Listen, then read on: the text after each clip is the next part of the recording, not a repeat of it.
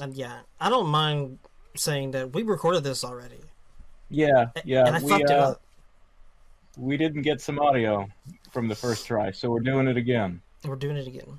Fortunately, waiting a week allows us to talk about some additional things, like comments from the creators of the show that have been made since the show ended in I don't think response I've to heard that. how people feel about the show. I think that's going to be news to me, which is good. I get my live reaction. What did they? Who Yeah, said yeah. what? So, well, first let's talk about the content of the episode and the disappointment online. Okay, okay. All right, so as it turns out, everybody's fan theories were wrong. Mephisto doesn't show up. Pietro is true to one of my many theories I floated because I was committing to nothing, Yeah. sure of nothing. He is just a guy from Westview, and not at Ralph. all the Peter Maximoff from the Fox-Men universe. Mm-hmm. So, people felt like mysteries had been set up that would have interesting conclusions, and then the rug was pulled out from under them, and I can understand that feeling. Interesting conclusions is a little relative. Yeah. I mean, here's the weird thing. So, one of the comments made by the director of, or the showrunner, I think, one of those two things. Let me check. Meanwhile, my theory that Agnes is Bishop from the X-Men is holding up well. Are you sure she's not Shang Tsung? No, she's Bishop. Okay. 100%. From the future! Okay, so, Jack Schaefer, credited as the quote-unquote creator of WandaVision. I don't know if that means director or showrunner. Is I that don't know what creator of a JAC? TV show is.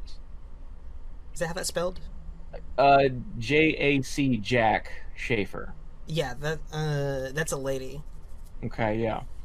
So, she says that she didn't know who Mephisto was when they were making the show, and that all of the devil references are a coincidence. Okay. Yeah. But there are so many devil references. Mm-hmm. So, I have a theory that she might not know who Mephisto is, but other people working on the show do, and we're putting in Easter eggs. Yeah. I think that has to be really common. And like, look at stuff like the Grim Reaper helmet in the cartoon The Bewitched intro to episode 2. Yes, there was no Grim Reaper anywhere in the show, but that is a reference that somebody behind the show put in for fans of the comic books, right? Look, Wanda's about to die. I think Jax has this brutality in MK11. I'm pretty sure it's just a slow version of his MK2 fatality, isn't it? Is it? I mean, what's the difference between squeezing ahead and clapping ahead, really? It's just speed. In MK11, he picks you up for that brutal, and he just squeezes it, though, and it goes That's true. clap. That's true. Yeah. So, whatever, either way. So, I don't know. It's just, it seems weird and probably a bad PR move to have the person in charge of the show say the devil references were a total coincidence. I don't know who the Marvel devil is. Yeah. I mean, it's complicated because, like, the MCU itself has gotten so big and shit where nobody who's working on these things is a super comic nerd, or nor should they be necessarily. Well, so for her, it's I would more like the thing to me that is weird is that Kevin Feige, who is in charge of all of the things, specifically wanted the show to set up Doctor Strange 2. Mm-hmm. To set up some element we don't know about yet that is important in Doctor Strange 2.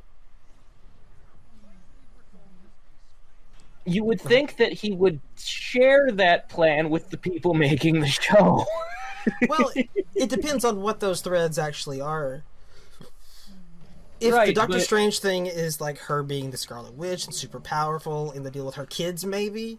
Well, like, here's another quote from the showrunner, is that she said that she doesn't know what a multiverse is. Which, by the way, is just... Have you been living under a rock for the past 30 years, ignoring all pop culture and science? maybe this is definitely one of those times. Like, I see it less as a mistake on her part and a mistake of someone shouldn't let her talk so freely. Yeah, I mean, she should maybe over. not have a Twitter. Yeah, The lesson like, learned here. I mean, come on, like Mark Ruffalo's been doing it like crazy. Spider-Man kid, outside of fiction, though, how can you not know what alternate universes are? dude. I mean, you saw that shit I posted about that girl not knowing what a Tyrannosaurus Rex is. Oh, These things happen. right. Yeah, no. Well, look, public schools in Arkansas are a little different from what is expected from me of people who like work in Los Angeles, California. Even in Arkansas, where we do live in a hex, and we live in like even before the turn, we're stuck in the Civil War here.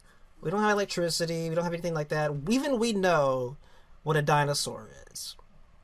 I think I'm gonna have to pin that one on. I am aware that there are some very sad small communities in America where people still like go to the bathroom in an outhouse. Well, they're probably not sad on the inside. They're sad to us on the outside looking in. Yeah. They're like, what? What's wrong with this? Anyway, yeah, that multiverse thing.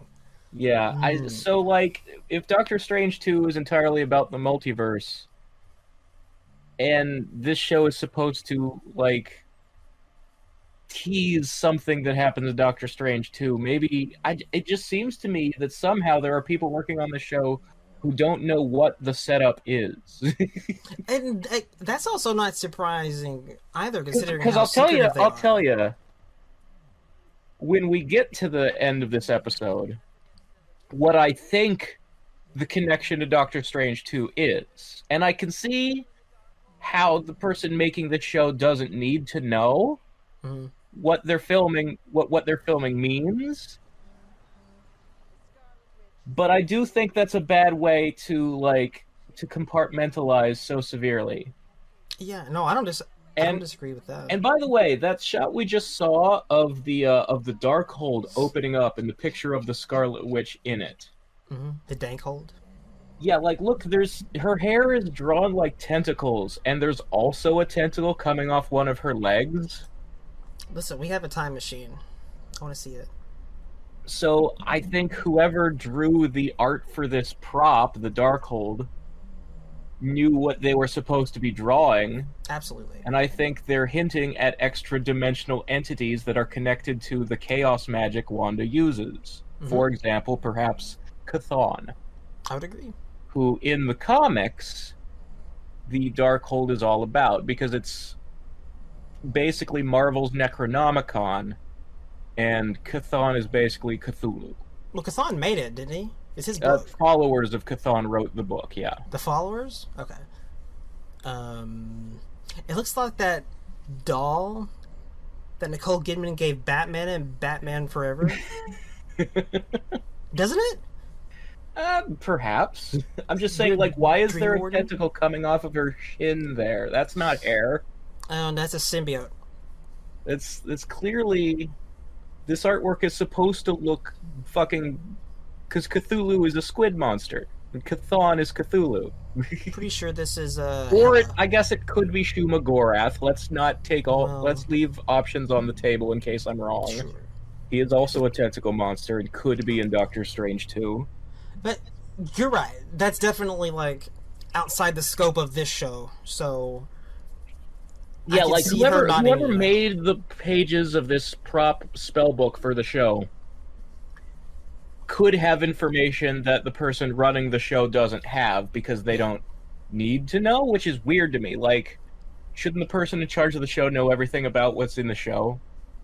Well, I mean, yeah, but that's the thing. Like, it's not about the show. This show, it's right? But still, like, if I was the director of a movie, I would want to supervise the props being made for my fucking movie.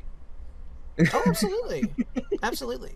Marvel kind of has that reputation, though. Like people coming in and only getting like parts of scripts. Yeah, that's my question. How much is the show's creator actually in charge of, and how much are they like a puppet that Kevin Feige is the real person in charge? Yeah, that's definitely the secret sauce. That's what I'd like to know. Is that like everyone they bring in works with MCU people like Kevin Feige and whatnot, and they make it together.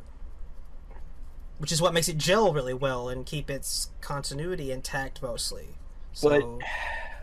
But look, I'm not bothered, really. Yeah. And I said I wouldn't be. I said I wouldn't be bothered if Mephisto didn't actually show up. I just would have liked some reference to Agatha because she's a witch from the Salem witch trials. Some reference to the fact that witches serve the fucking devil. Yes. We still had that scene, and it's not because of anything Mephisto does in the comics that's connected to Wanda or the kids. It's because the show said the fucking devil and hell jokes all the fucking time. It did.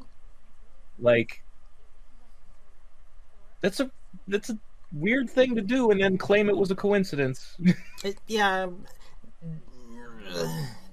I wonder how much.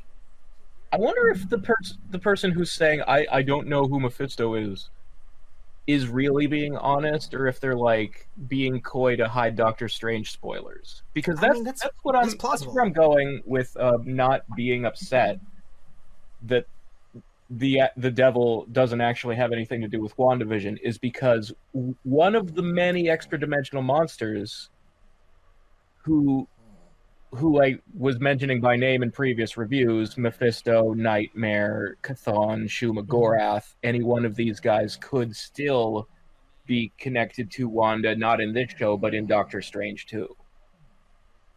Yes. So then it would become a through line, like a continuity that isn't wrapped up in the show, but is wrapped up in the next thing. Yeah. It's a plot thread that they're not through with yet. Yeah. And so here's the other thing. Pietro. Boner. Monica has found a headshot of him, which suggests that he's an actor, which... Why does... I guess an out-of-work actor, but why does he live in Westview, New Jersey?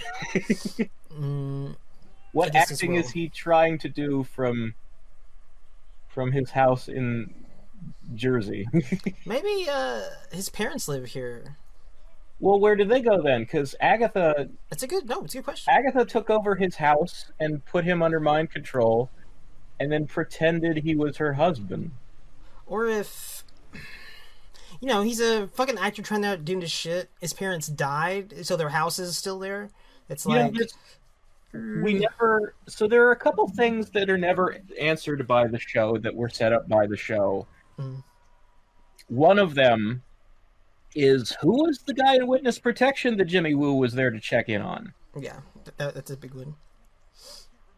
And another is, who the fuck was the aerospace engineer? Yeah. Because I will maintain that military lady who gave Monica the fucking moon buggy was not an aerospace engineer. They were just a soldier who was delivering the moon buggy. The aerospace engineer who made the moon buggy, who Monica talked about, never shows up.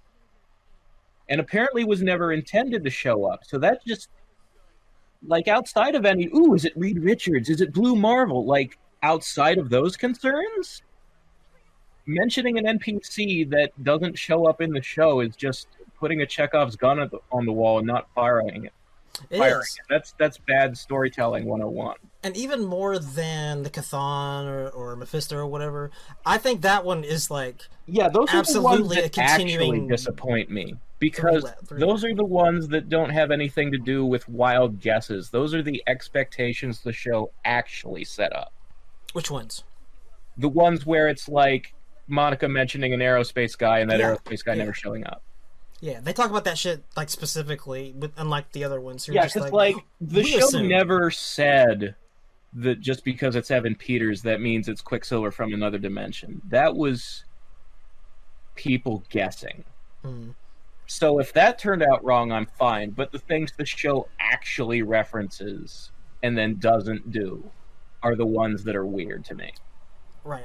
I think that best friend is the one that's like, it has to be a open plot line that will continue forward, and like they didn't answer it on purpose. It's a thing that's coming along as they get more into this space stuff, astronaut stuff, like Monica is. Yeah. We'll And another figure that thing, out later. so since we're at the part of the episode where we're seeing like the townspeople and how badly Wanda has affected them by putting them in the Hex and making them live these fake lives, and that they can actually, like, when they go to sleep, they have dreams of her fucking trauma and all of the shit she's put them through. One of the biggest complaints of the show that I've seen online is the fact that there's really no karma for that for her, that she just gets away with it and leaves town and nobody stops her. Nobody could stop her. And certainly, like, if Thor did arrest her and put her in jail, if she turned herself in at the end of the show or anything like that, it wouldn't solve the problem of the fact that until she learns how to control her powers, something like this could happen again. Like, she does need to be in a space where she can learn magic. Right. So turning herself in wouldn't have fixed the problem. No. But the show doesn't offer anything to make people feel better about what she did to the town. So she just comes off as having done a villain thing and gotten away with it. I think absolutely that's how it seems, but I don't have a problem with it. I don't mind her being sometimes an okay person, sometimes I'm tentatively okay with it because I want to see where it goes in Doctor Strange 2.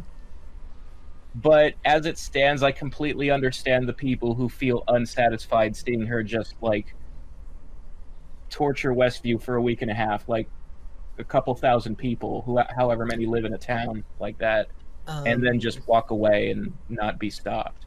I mean, yeah, I understand why people feel that way, and that is the case.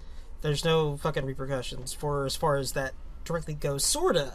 But there is something that this show is actually about that happens at the end as well, and we've talked about it. She comes in with her car. She fucking does all this shit in the town. And once everything is done and the show is over, we see her car is still there, and she doesn't take it. We talked about it. She flies away. Yeah, she doesn't drive off in the car she came into town, and she flies away. The show is about her. She doesn't leave town the same way that she came in. She leaves town accepting who she is and not trying to be someone that she can't be. Yeah, the show only intended to do two things. To have her address and move past all the death that has happened in her life, and to reveal how her powers actually work and set her on the path of learning to use them better and becoming the Scarlet Witch. Like, with a costume and a code name, to, like, her becoming fully realized as the character from the comics. And more importantly, realizing that she's never going to be a picket fences housewife type character. That's not a normal life she could ever have. Ever. Yeah. She can't I think the thing is, too, like, in last episode and this episode, we see her refer to herself as maybe I am the bad guy. So, like, I don't think we're supposed to see a Wanda who's going to go back and do more Avengers stuff with the team and save the world. I think they're setting her up as, like, an anti-hero character. Yeah. I mean, which is not that different than the comics. She's been off the Avengers as much as she's been on the Avengers. The thing of it, though, is, like, if you're a fan of comics Wanda, you've probably been real unhappy with Marvel since House of M. Probably. It's a thing. Like, is that really where you want the character to be? No, but you can do a better version of that. The MCU's been able to do that quite a bit. Reptile, yeah, you can definitely do that better. But I think if you just make a good character out of her, a hero, 100%, that's not really the Scarlet Witch. That's not really Wanda. It's more. She's a little more complicated than that. Yeah, and messy. She's like the Hulk. It's not that much different. I suppose. And very much like Banner, she's like, listen, another reason why I can't have that life that I've wanted all my life and I saw in sitcoms is because I fucking hurt people, even when I don't mean to. I can't live like that around those people, around just that kind of shit. Especially right now. Speaking of other things the show actually meant to set up, yes. we just saw Monica use, I won't say the full extent of her powers, but we saw her really show what she can do by, like, turning into energy and absorbing the kinetic energy from those bullets that pass through her body. What else is she supposed to be able to do eventually? She can, like, she absorbs light and energy and can turn into light and energy. Okay. That's basically her power set as Photon.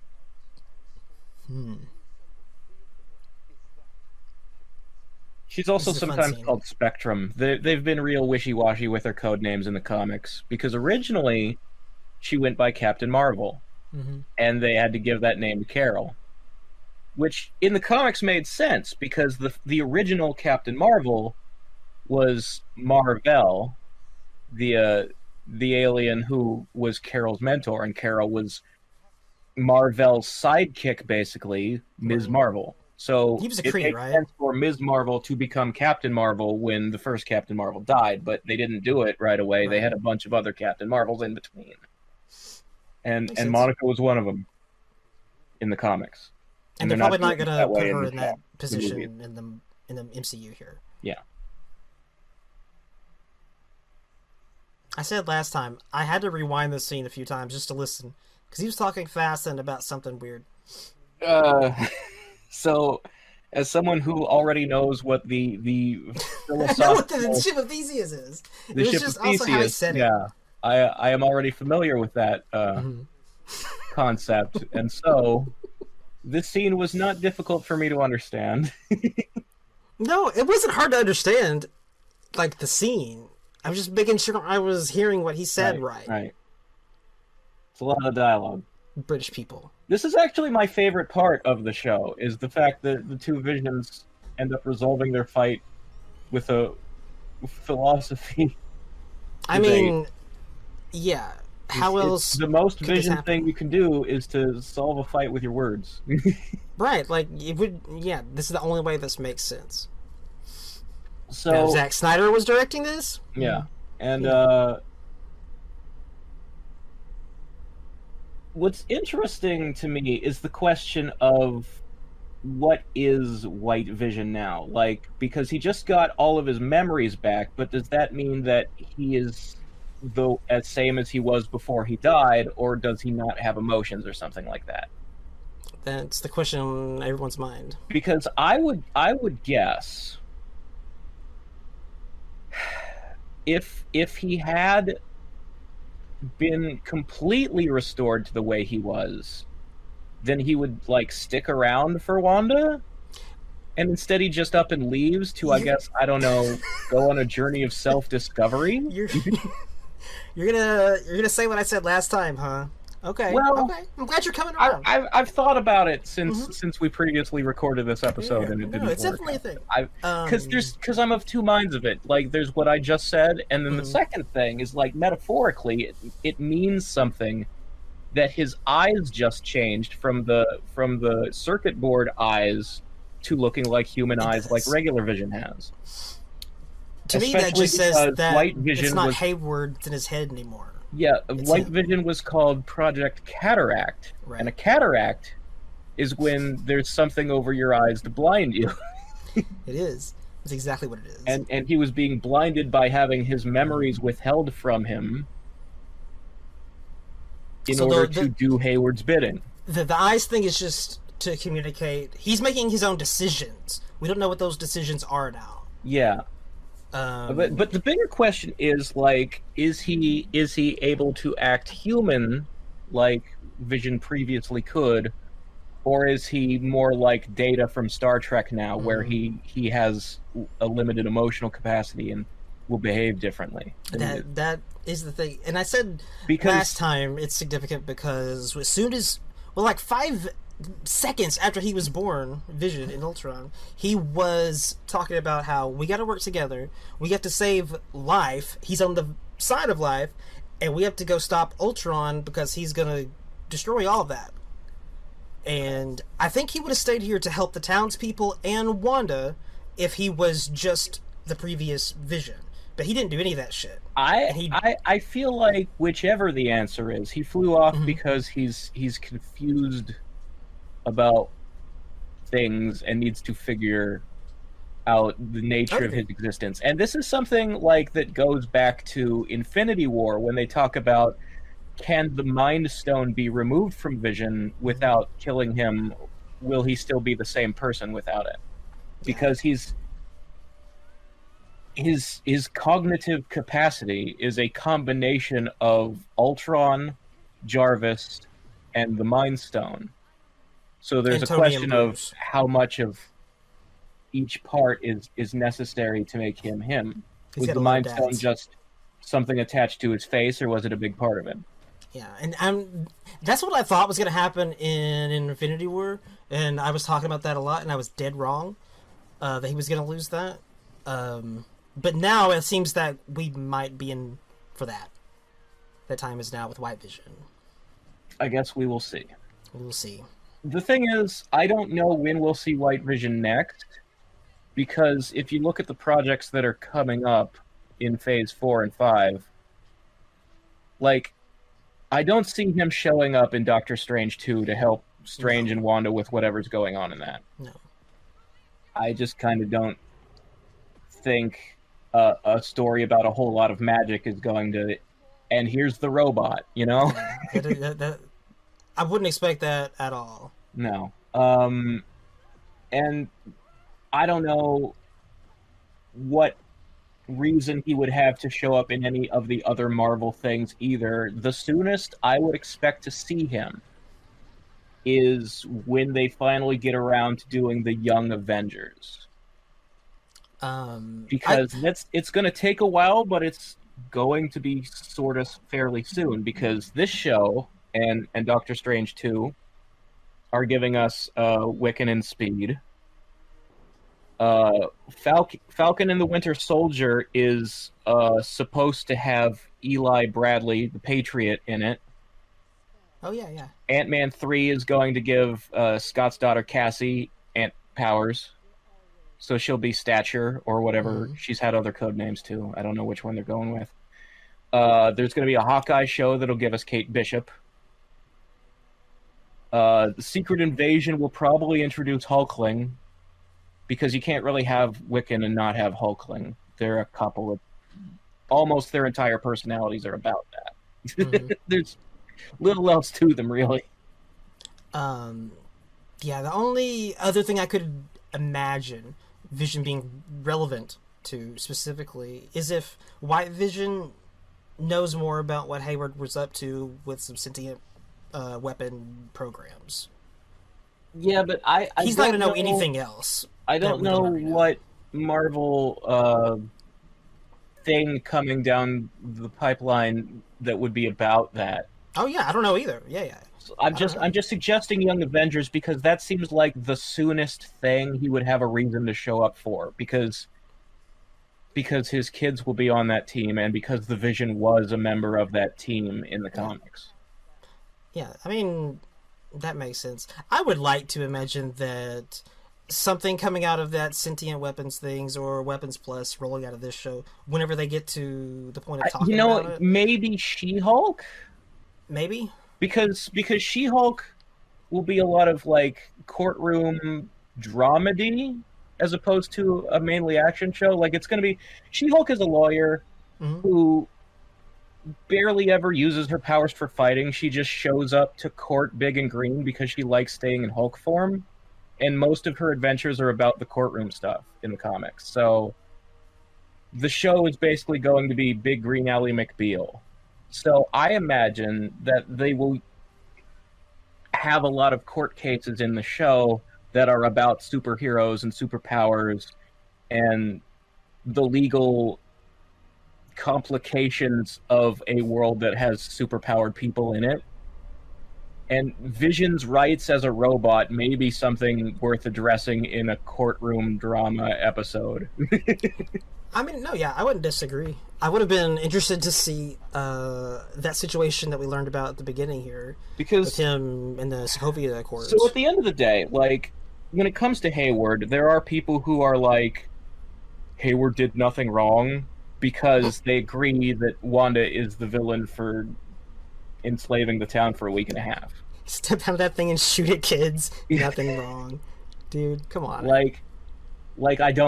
He did nothing wrong is a little extreme. Yeah, a little bit. But I can see seeing him as not completely the bad guy. But here's what he did do wrong. He did rebuild the Vision, which is illegal. Yeah. Like, they establish in the show that in exchange for agreeing to the Sokovia Accords, Vision got rights as a sentient being, legally. Mm-hmm. And he used those rights to leave behind a will when he died. And the will said no one's allowed to fucking rebuild me. And Hayward was using Wanda as an opportunity to make it seem like she's the one who rebuilt Vision and thus get away with rebuilding Vision. And he got caught, and he's going to jail for breaking the Sokovia Accords. That's what he did wrong. Is that guy's name Jimmy Woo? Is that the Jimmy character? Woo. Yeah, yeah. Yes, he's an FBI agent who was in the Ant-Man. He did that guy. He busted him. Yeah. Good for him. So Vision does have rights, but the question of, like, what is the Vision now, and, like, will Sword try to claim some kind of ownership over the white version of Vision, claiming that he's not the same Vision or something like that? They could follow that up in a show like She-Hulk if they wanted to. They could. So that and Young Avengers are the two soonest opportunities I can think of that we'll see him again. And it'll be interesting to see, depending on how he is, how White Vision is later on. Like, is that something he even cares about complying with? Yeah, that's true. Like, will he be above, like, the concerns of human law and government? Will he not care? Because I'm a super powerful robot who can walk through walls or make myself, like, what are you gonna do?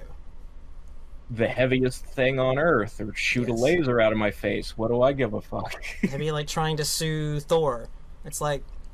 Yeah, remember in the comics when Thor came back right after Civil War and Tony showed up to try and make him sign the Registration Act?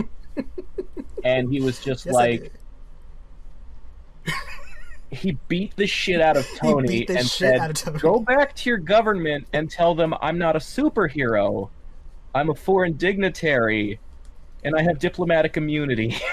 And if I see you in the sky anywhere around fucking Asgard, which was above Oklahoma at the time. It was floating above Oklahoma farmland that Thor had purchased. So not only did he own the land, but Asgard wasn't even touching it, so he could get away with that. And he also added, the skies around there, they're mine. If I see you in the skies anywhere around there, I don't care who it is, you're going down. This is now a foreign embassy, okay? Your Registration Act doesn't mean shit to me because this is its own government right here. Yes. Fuck off. And if you come back here and you try to make me register again, you're going to find out what the difference is between a god of thunder and a mortal man in a metal suit. I mean, that's what he said. Tony was like, what, have you been juicing? He's like, no, you just never fucking needed the hand of God before, but I swear to motherfucker, you did. God, Tony got wrecked. It was cool. Yeah, he did. It was fun. So Vision could pull one of those. He could. He's a very polite guy, though. Like, even White Vision has come across as a reasonable dude so far. Yeah, he's not a Viking. When he tried to crush Wanda's head.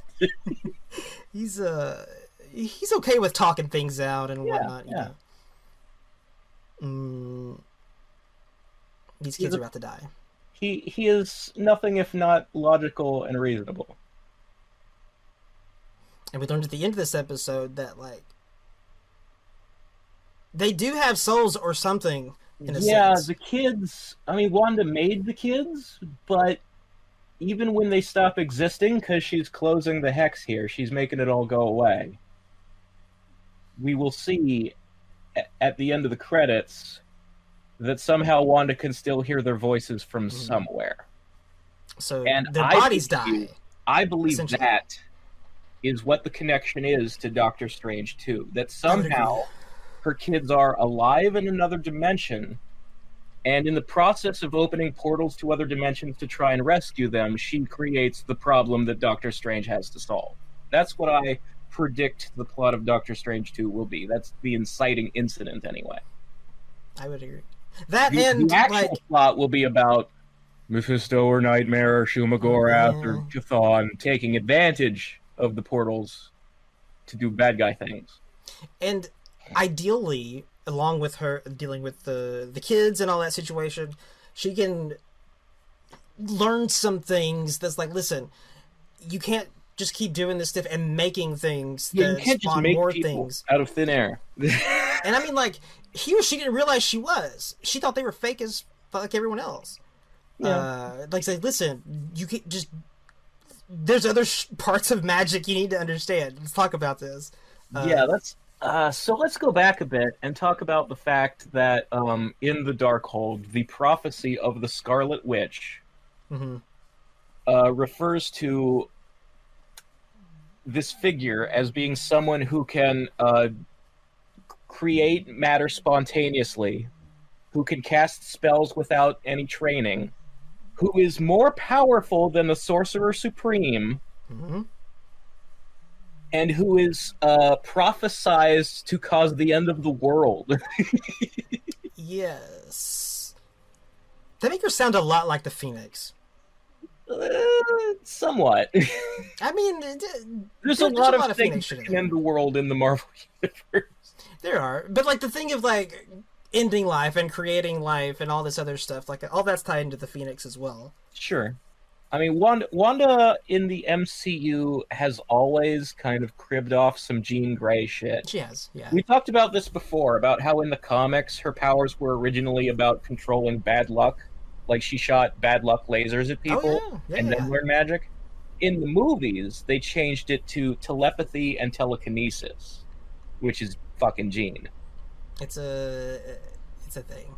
So when they get to the real Jean Grey, like when they actually do the X-Men in the MCU, I guess we'll see. Especially since, like, we've already seen another company attempt 2 Phoenix movies twice and fail.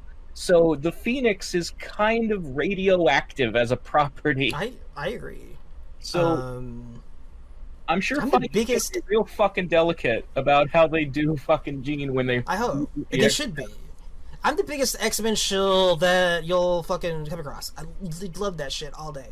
I don't really care about Jean. Yeah, I gotta say, maybe, like, look, the Phoenix Saga was famous because it was good when it happened in the 70s and 80s in the comics, sure.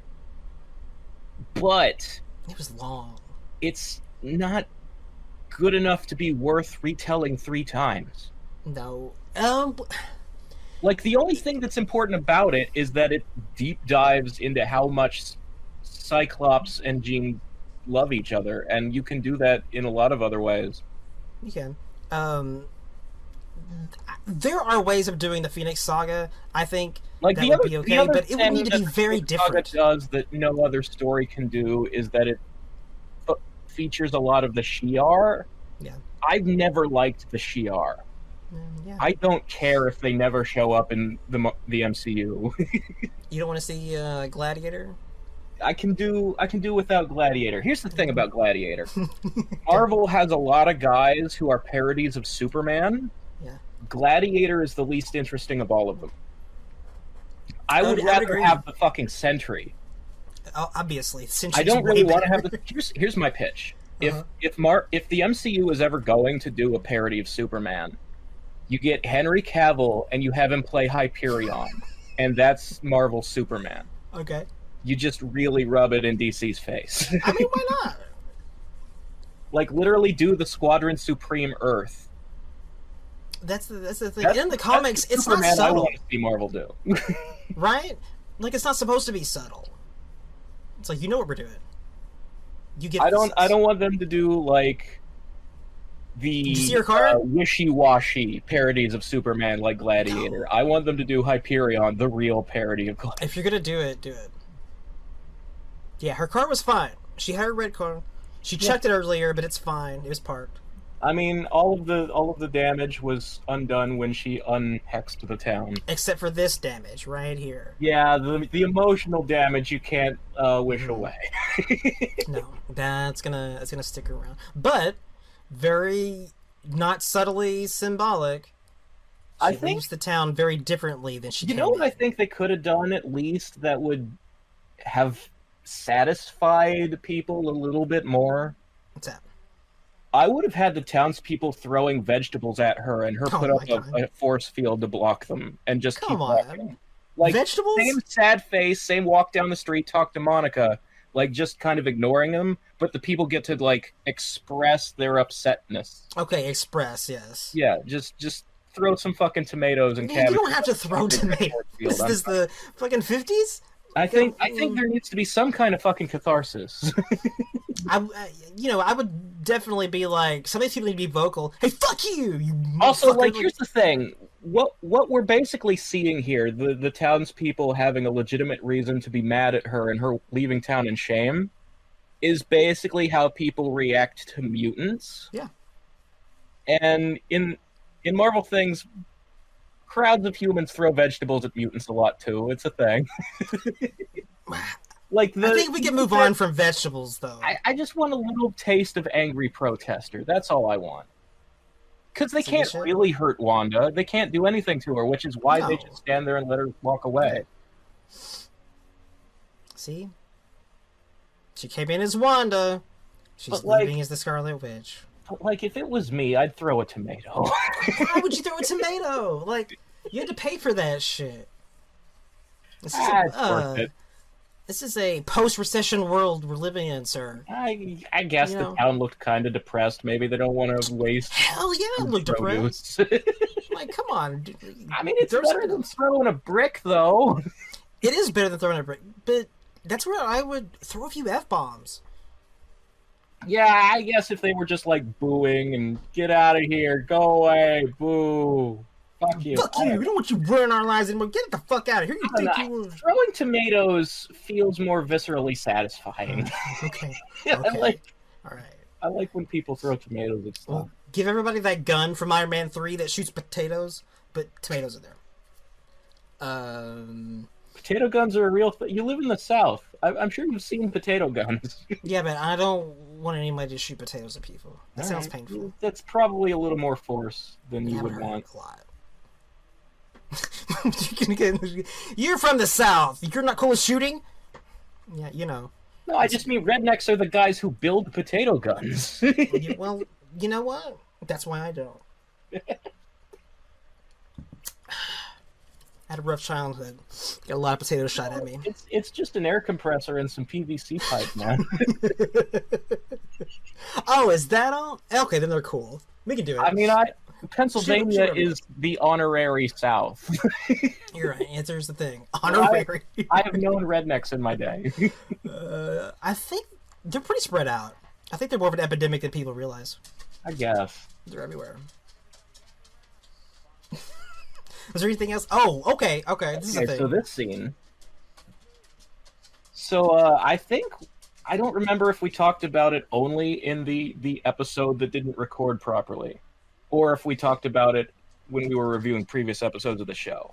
What's it? But S.W.O.R.D. in the MCU doesn't seem to have anything to do with space or Fury's Skrull buddies from the end of Far From Home. Mm-hmm. But this scene creates that connection because Monica was like next up in line for the director position before she got snapped. Right. So if Hayward's out of the picture, presumably Monica is now up in line to become director of S.W.O.R.D. Yes. So if Monica, as director of S.W.O.R.D., befriends Fury and the Skrulls, maybe that sets up S.W.O.R.D. becoming the space governing version of S.W.O.R.D. from the comics. It's also worth noting this show chronologically takes place before Far From Home. Because this is just a few weeks after Endgame, and Far From Home was a few months after Endgame. Yeah, that was way ahead. Yeah. No, I think you're right about that. I think that's gonna change S.W.O.R.D. from the sentient weapons to more of the space shit like they are in the comics, and they'll do that. And probably, hopefully, maybe, possibly, the vestiges of Hayward's ongoing... the people who actually cared about sentient weapons could go off and create, like, the Sentinel program or something. Right, yeah, those will peel off, and they'll start popping up as weaponsy type shit, and Weapons Plus, maybe. I think we're done with Hydra, but I wouldn't be surprised... Hydra is super irrelevant after... Yeah, really, really relevant. Like, after Cap 2 and Strucker being killed off in Age of Ultron, I don't really think there's room for more fucking Hydra stuff. No. I think that taking that stuff, and sentient weapons, Weapons Plus, and them slowly building up into fill that void a little bit, would be more reasonable going forward. Yeah. What else we got? So we've talked a lot about the things the show didn't do that people thought it was gonna do. Mm-hmm. Like, I guess we didn't really deep dive into how we feel about Pietro being Ralph Boner. Well, I mean, I don't think you and I feel the way a lot of the vocal people do. Yeah, I get where they were coming from. Evan Peters did make them go, oh, that guy has played Quicksilver in another universe, and this is supposed to be leading into a movie about the multiverse, so now I expect that connection to be there. I understand the disappointment when he turned out to just be a gag about how, like, sitcoms recast people and the characters pretend that they don't notice. Like, Darren in Bewitched or Aunt Vivian in Fresh Prince. That's what Ralph Boner really represents. Yeah. It's just a gag about recasting, and the fact that they used a guy who had played Quicksilver before was like a fourth wall thing. Yeah, it's like a meta wink doing that archetype. Yeah. But I understand people being disappointed. If he had turned out to be Foxman Quicksilver, I would have thought that was a cute thing to do as long as he went home. Like, I wouldn't want him to stay and become the MCU Quicksilver because that's a disservice to the real Quicksilver, who is Wanda's actual brother. Yeah, and that's a disservice to Wanda as well, like storytelling. Yeah, like, if he had been Fox Universe Quicksilver and then went home at the end of the show, I'd have been cool with that. I'd have thought that was a cool thing to do, but I don't need it. And the reason I don't need it is because I don't really like the Fox X-Men movies. And it's that simple. It's not complicated. If he had just come and had been Fox, whatever, Silver... Hang on, she's doing cool shit. Like, she's got magic. Yeah, her fucking magic has shapes and shit now. Yeah, she's doing, like, swirly, smoky runes. She's learned some shit. She is studying the Darkhold, which, if you're gonna learn magic, maybe it's not a good idea to Like, baby's first magic book is not the Necronomicon, man. Your sorcery education probably shouldn't begin and end with that book. It's learning to swim at the deep end of the pool. Probably gonna turn out poorly. And she probably never heard the joke about them putting the warnings after the spell. Yeah, she hasn't. It's okay. That's why Doctor She Strange doesn't has to have happen. the expert guidance from all of the guys who know what they're doing that Doctor Strange had. She needs that very much. She And really it would be weird if by seeing Agatha do it and then just like monkey see, monkey do. Mm-hmm. So to go from that to actually reading a book, and it's like the devil book. Yes, yeah. You know, let's maybe balance this a little bit. I will correct myself on something I had said in previous episode reviews. The Darkhold is not just a book of spells about like portals and the multiverse. It's a Book of the Dead. It has some spells to open portals to like Limbo and Hell and the Chaos Dimension because it's Chthon stuff. Mm-hmm. But it is most famous for having spells about like vampires and werewolves and zombies. Spooky. Like Dracula is big into like trying to get his hands on the Darkhold in the comics. God, Dracula's so sick. And rumor has had it since they announced that they were doing an MCU Blade movie that Dracula will be trying to get the Darkhold in that movie. Maybe played by Gary Oldman. There was a rumor. I don't want people to get their hopes up that they're going to recast the guy who played Bram Stoker's Dracula. No, yeah, that's what's fun about Feige, though, because he'd like to see it too. It's just cool. I think that would be the best casting. But if somebody else plays Dracula, don't be too disappointed. It's just rumor from the internet right now, okay? And that's just the thing. Expectation control. People. Right. That's that's what happened to a lot of people who were disappointed with this show. They read an internet rumor and got their hopes up. So let's not do that. I mean, I get it. And I think a big part of that is because there was nothing last year. It's been a long time since Yeah, there was literally no media in all of 2020. So, like, people are real backed up, man. They got, like, we need. And so they kind of just ran with it because they needed so much. You know, the nice thing about this review being a week late is that it means we're a week closer to Falcon and Winter Soldier. It's a week from today. It's a week from today. When we're recording this, I don't know when this will go up. We're recording this on a Friday. We are. 1 week from when Falcon and Winter Soldier starts. And only 6 days until the Snyder Cut. Yeah, that's also a thing that exists. No, listen, dude, be happy. I'm really happy. You're happy because you're, like, thinking that once that's out, people will stop talking about Snyder.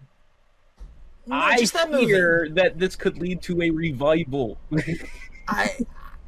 Listen, if they make a new movie, then okay. I just don't want this movie to exist anymore and people to keep talking about it. This movie needs to not be relevant. We don't have to get on. That's not how it works. It's going to be relevant for a very long time. It's been relevant since...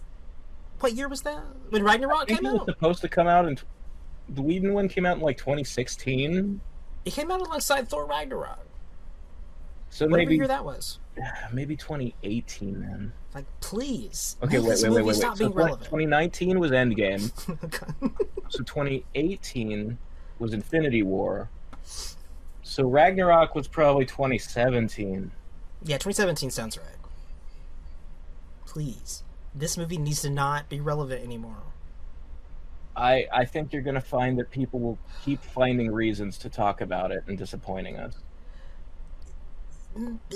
Maybe they will, but as long as Warner Brothers and Snyder aren't encouraging that. Let's talk about the show. Let's talk about this. God damn it. Okay.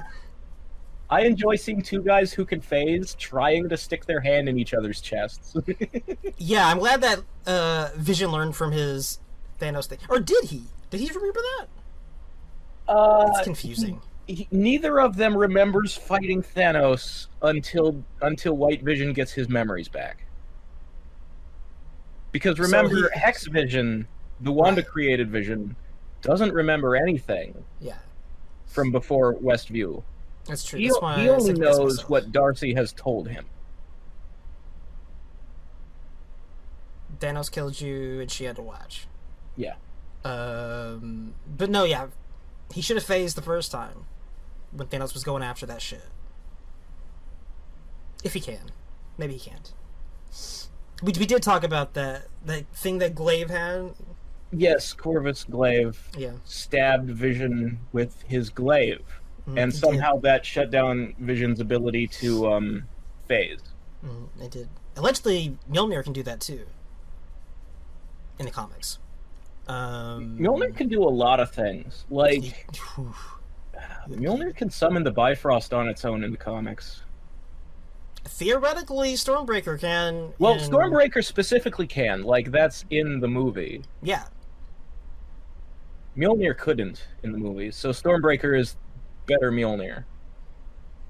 So far. Maybe. Well, it's... Kinda. I mean, Mjolnir couldn't, fight Hela, and Stormbreaker killed Thanos, so... He did. Stormbreaker. But, I mean, Mjolnir probably could have killed Thanos. Cap was doing alright. I don't know. I think if Hela could crush it, Thanos could have crushed it. You think so? You think Thanos is stronger than Hela in the MCU? Dude, well, he had the Infinity Gems at the time. Yeah. No, I mean, yes, with the Infinity Stones. Look, either way, yeah, you're right. You're absolutely right. Hammers. So, we should probably talk about Wanda's costume, because we haven't brought that up. We should. Real quick, I don't remember what we said. There's not a Sorcerer Supreme right now, right? No, there is currently not. Doctor Strange has not become the new Sorcerer Supreme yet on screen since the Ancient One died. He is currently only the head of the New York Sanctum, it would seem. Right. And he doesn't have the eye anymore either, does he? No, the Eye of Agamotto was the Time Stone, and the stones were destroyed, and then the stones used in Endgame were all sent back to the timelines they stole them from. With Steve. So there is no longer any Infinity Stones in this version of the MCU. We're gonna need some new MacGuffins. So, in the comics, the way Doctor Strange became the new Sorcerer Supreme, the way he got the title after the Ancient One died, is that they held a tournament, and the finalists in that tournament were Strange and Doctor Doom. And this is one of the more famous Doctor Strange stories out there, so I'm really hoping that they adapt it for Doctor Strange 3. Because by then they will have presumably set up Doctor Doom, because we're getting a Fantastic Four in Phase 5. Yeah, that's on the slate. That's coming. Surely. That would be great. That'd be really great. I think that would be a really fun thing. If the MCU finally gave us a comics-accurate Doctor Doom, and they used him in a lot of movies, and not just the Fantastic Four movies, that would be the best-case scenario. Doom is definitely a villain in Marvel bigger than the Fantastic Four. Yeah, he is a Marvel Universe villain, not just a guy who hates Reed Richards. He's like the villain. He does really hate Reed Richards, but sure. Yeah, it's fine. No, Doom is like the big guy at the top, because he just is. It's Marvel. Doom. Another thing about the Ralph Boner scenes that I enjoyed is that I don't know how many of our listeners are on our Discord, but there are running jokes on our Discord about Steven Seagal. So it is amusing to me that fake Pietro enjoys Steven Seagal, because Steven Seagal is also living a total lie his entire life. Like, he is the fakest man in the world. The showrunner had no knowledge of that going in. They're not sure. Steven Seagal. Never heard of that. My favorite thing about Steven Seagal is that he is whatever ethnicity he wants to be when it's convenient for him. Yeah. Like, he wants to hang out with Native Americans, he would claim to be part Native American. Mm-hmm. When he moved to Russia, he claimed that he was part Russian. He has frequently attempted to capitalize on the idea that he is part Asian by squinting and doing very bad Aikido his entire career. The truth of Steven Seagal is that he's half Jewish German white guy. Shocking. From, let me look up where he's from exactly.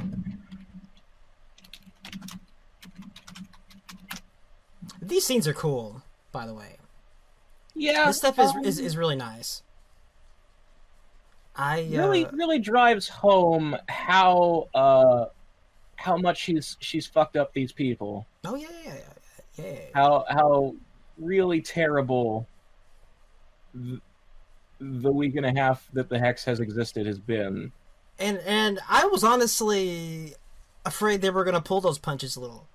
I mean, when they did their thing, it's Agatha all along. Kind of expected them to be able to pass off the blame for the Hex. Yeah. It is kind of brave of them to have Wanda have done a bad thing and like gotten away with it, even though it doesn't like super satisfy people. Just in terms of like raw PR of a property, like it's not a heroic way to paint this woman, but it's the way that I would have wanted it to go. By the way, Steven Seagal is from Lansing, Michigan. Ooh, man, yeah, dude. Exotic. Yeah. Okay, so the Jewish side of him is Russian Jews, so he can, in fact, claim to be part Russian. Okay. But I assure you, there is no Native American in him. Boy. Nor is there any Japanese. And also, if you've ever seen him do Aikido, he literally stands there and does nothing while people flip themselves. It is the thing. He is an actor. I'm not sure if that's him or if Aikido is really that useless, though. You know what? Since he's involved, I'm gonna put it on him. He's not doing anything, there must be people who do Aikido who really do it, as opposed to holding your wrist and waiting for you to do a flip. I'm sure that Steven Seagal isn't like the authority grandmaster of Aikido. Yeah. There's no one better than him. I doubt it. Does he do anything? Does he like? I haven't heard about him in a while though. He's still occasionally making like direct-to-video quality movies where he's like a member of the special forces and walks around war zones lazily holding a gun over his fat gut. It's pretty embarrassing. All right. Well, you know, you got to get something at Redbox. These kids are dying. It's a shame what's happening here. They're actually dying. They have souls. Well, they are. See, at this point, we don't know that. They're simply unexisting. She doesn't know either. Yeah. She has no idea. But, like, she literally kills their bodies, so she kills them. That's killing someone. I suppose. I mean, we talked about this in previous episode reviews. The thing that always kind of is weird to me about when children age very fast in a work of fiction... Bubbles? ...is, like, how can you possibly, like, know how to behave if you're only 4 days old?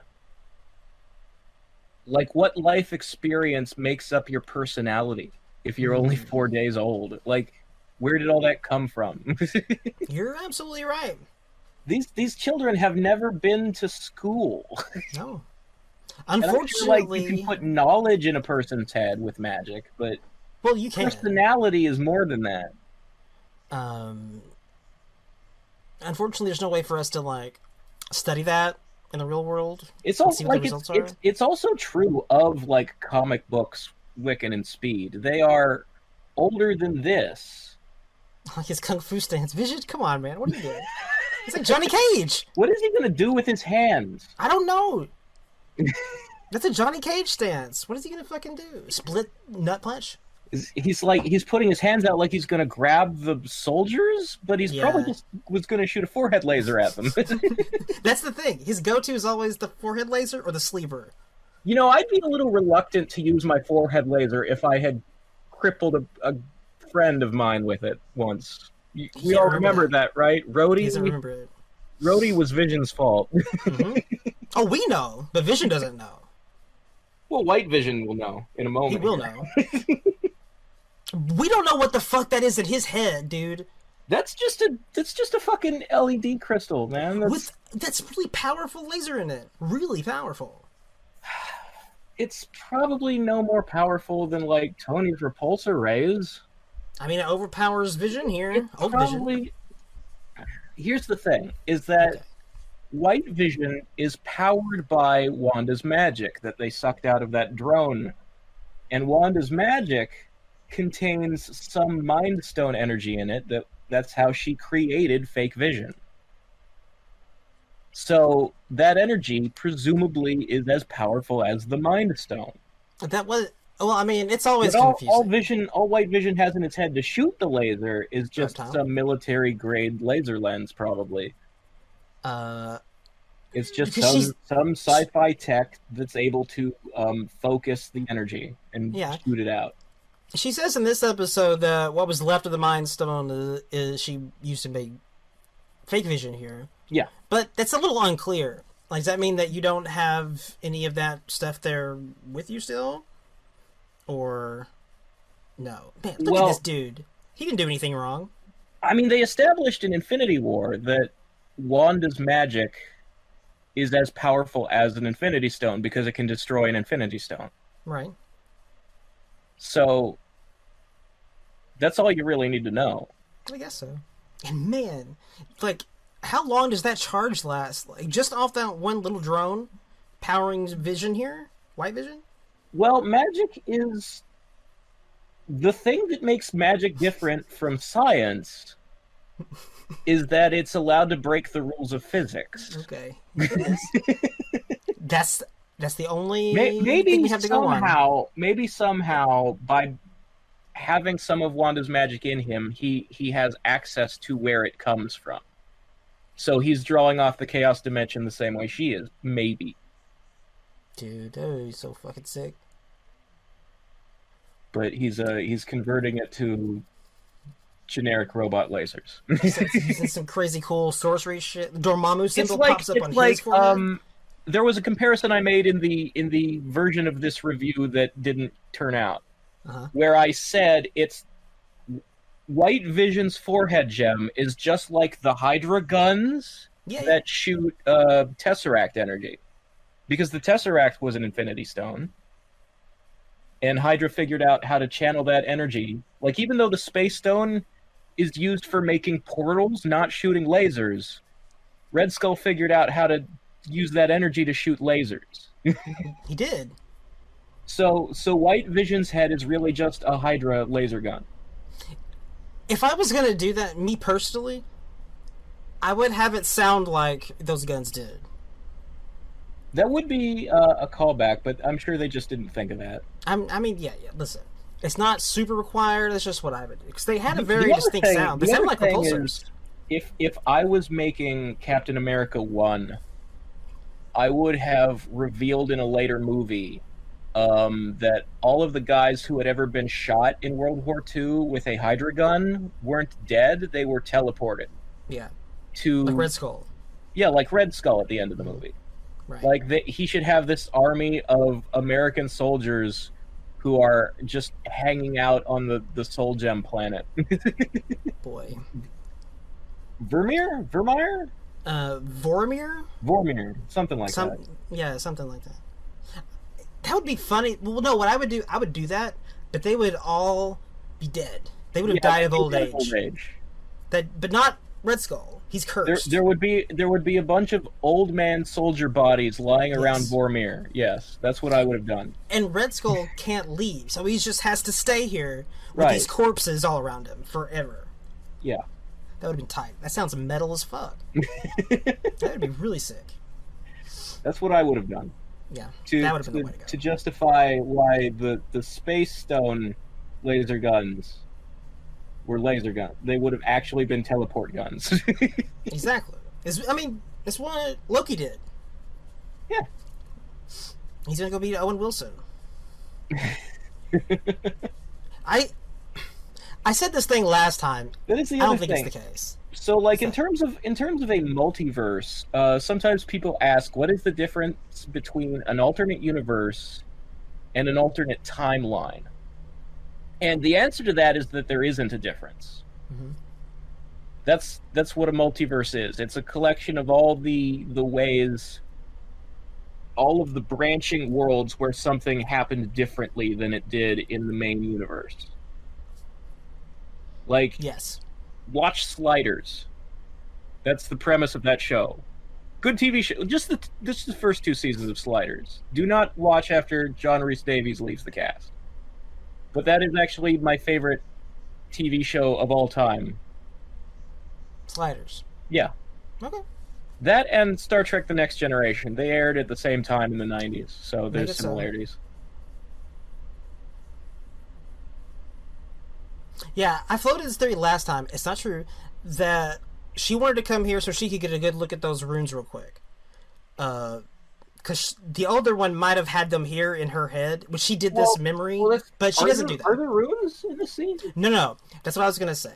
Right. I was looking around for runes and I didn't see any. But you thought maybe that's why she went into Agatha's memories. Right, because the only other time that she saw those runes was in the basement. But I think she went into Agatha's memories just because she was hoping to turn the tables because Agatha went into her memories. She was like, "Oh yeah, you wanna throw my shit at me? Well, I'm gonna throw your shit at you." And it doesn't work. No, it doesn't because she, yeah. Even when they're killed, the witches fear the Scarlet Witch more than they fear the person who killed them. She must be pretty buff. Scarlet Witch does still throw her own shit back at her. Yeah. With the runes. But that's after she learns more magic by watching Agatha do it to her. I hadn't thought about this before, but this is all the same day that since she woke up in the Halloween costume of Scarlet Witch. Yeah.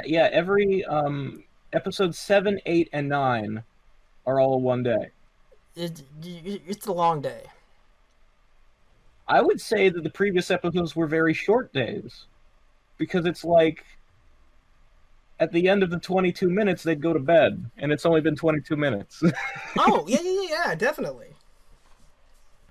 This day, I mean, this is a pretty good ruse. The like, I'm shooting at you. Yes. So it makes sense that I'm missing, but actually I'm missing on purpose to draw on the walls.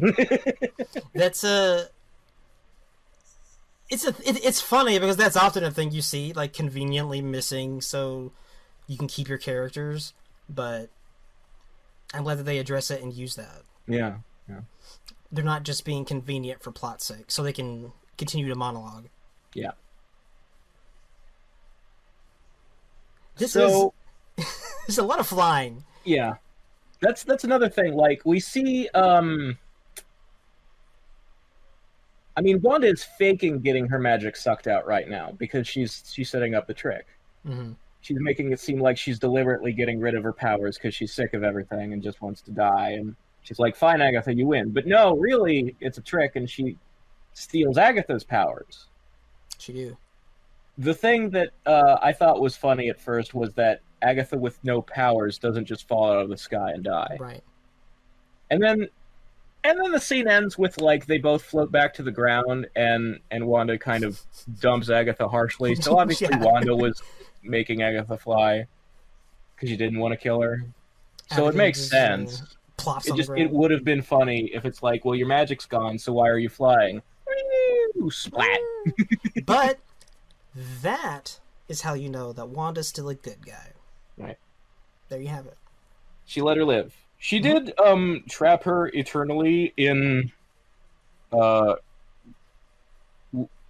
being stuck as the nosy neighbor, She Agnes. did. And some people question, it's like, well, if she turned her into a hex person and then she took down the hex, doesn't that turn Agatha back to normal right away? And it's like, I'm gonna go ahead and say that she cast 2 spells. Like, she made sure Agnes was not part of the hex because she would have known it wouldn't work when she took the hex down. I'm sure there has been many possession spells in the MCU that didn't take place inside of a hex. Here's my question.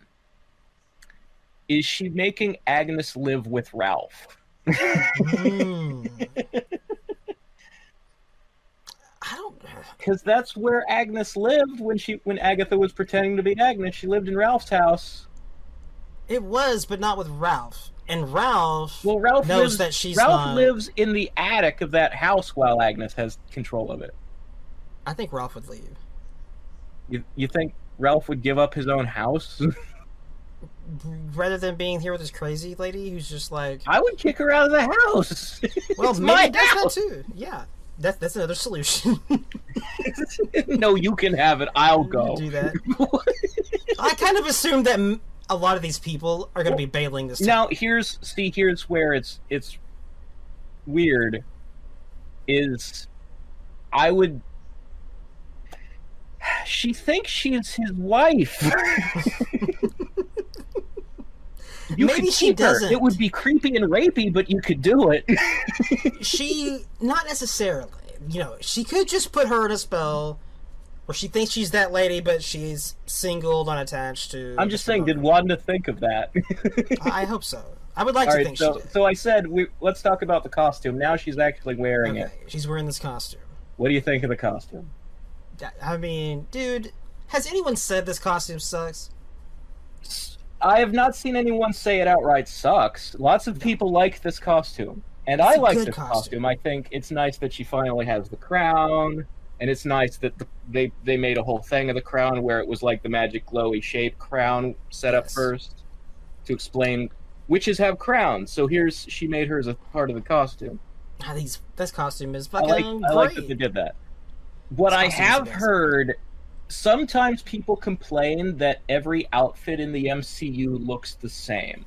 Even though these characters are coming from different backgrounds, they all end up with the same plasticky V shape on their chests. Mm-hmm. Like the Hawkeye logo. They all do it. Now, Wanda might be doing it on purpose because she has hung out with the Avengers and has seen what their costumes look like. I was going to say, a lot of those characters are on the same team. It probably being funded by Tony and the same, like, clothes, uniform manufacturers. But there are members of the Avengers who get their uniforms from somewhere else, but still, for some reason, have that V shape on their chests. It's a thing. It is some... I feel like the costume designers could be less samey with their stuff. I will say, like, Spider-Man does not have that, and Doctor Strange has his own thing. Obviously, Thor. Well, Thor has the weird V on his chest in the first 2 movies and the first 2 Avengers films. Like, I'm not a big fan of the suits Thor had before Ragnarok. I'm not either. I don't they had a lore for the weird V shape when it was on him. It was supposed to be a design of Yggdrasil, the World Tree. Mm-hmm. I still think it looks dumb. I never liked it. He should have just had like a plain black leather thing with the silver discs. That would have been fine. It was too much. It was like way over designed. Yeah, it looks like a Mortal Kombat 11 character. Thor does not need like massive amounts of protection. I don't need your world tree. Thor is dressing more than anything is like representation of who he is and what he is, all that shit. Yeah. He's fucking royalty, he's dignitary, he's prince. It's like, look at my red cape. But yeah, like, just in terms of Wanda wearing it, I really like the long opera gloves. I've always liked those on women. I think those are sexy. They did it for you. I think I like how her hair is all wild and curly with the crown. that looks comic booky. That looks I like when magic changes people's hair. I dig Yeah. that. I like the long skirt waistcoat thing. That's good. I think that looks good on her. I really didn't like her last I one. really like the that her pants have kind of a garter belt design on them. I saw that, yeah. I like that. I wasn't a fan of the trench coat look she's had been rocking for a little bit. So I did also like the trench coat look, but that's because it was kind of gothy and like. Oh, it was. Hot Topic is my type of women. That's what I'm into. All right, well, listen, that's fair. The Also, corset thing was showed off a lot of cleavage in those outfits. She did. That was nice. Yeah, she did. I had a problem with shoulder pads, and that trench coat, dude. I guess. I'm not into shoulder pads. I didn't. I liked it. It was fine. Oh, okay. Well, listen, you can have it. But yeah, I think they did a really good job with her costume. Yeah. I like it when they seem to take steps that are less safe, and as they've gone forward, the characters are okay with the ones where it's appropriate get more fantastic, and they did it with Thor, and they did it with her here. Well, that's the thing I liked is that before she got the name Scarlet Witch in the show and realized what her powers were and got a real costume, her outfits were deliberately designed to look like street clothes because she was just a person with power. She was just Wanda. Hey, this random lady named Wanda is on the Avengers with Captain America and all these guys who have fancy code names and suits. I agree. I kind of liked that. I liked her. It showed her evolution from regular person who just randomly has powers into super person with their own super person name. But aside from this costume that she gets, her new one, I liked what she had on in Ultron the best. I really liked her Ultron look. She had that shawl that she had, and then all like the bracelets and all that shit. It was the most hot topic. Oh yeah, it was really fucking. Well, I mean, it's like witchy sort of. It's funny. There was a deleted scene in Age of Ultron where when she starts wearing the red jacket at the final battle, Black Widow walks up and she's like, "Is that my jacket? Where did you get my jacket?" I mean, yeah. I guess she stole it from Avengers Tower. Listen, man, suit up. Can I have my jacket back? Boy. Vision's gonna die again. No, he already died. No, so that's like we've talked a lot about the things they didn't do or the things they should have done or what it all means. What's your opinion of the show? Do you like the show? Yes. In spite of it not being Fox Silver, and in spite of there being no Mephisto or nothing, I still liked the show. And the reason I like the show, this scene is the best time to talk about it, because it's like, man, Paul Bettany is such a good fucking actor. Yeah, he really is. And Elizabeth Olsen did a great job, too. She did, yeah. But man, Paul Bettany is so good. I'm so glad this Vision is not dead. Especially in this episode, you really get to Paul see Bettany.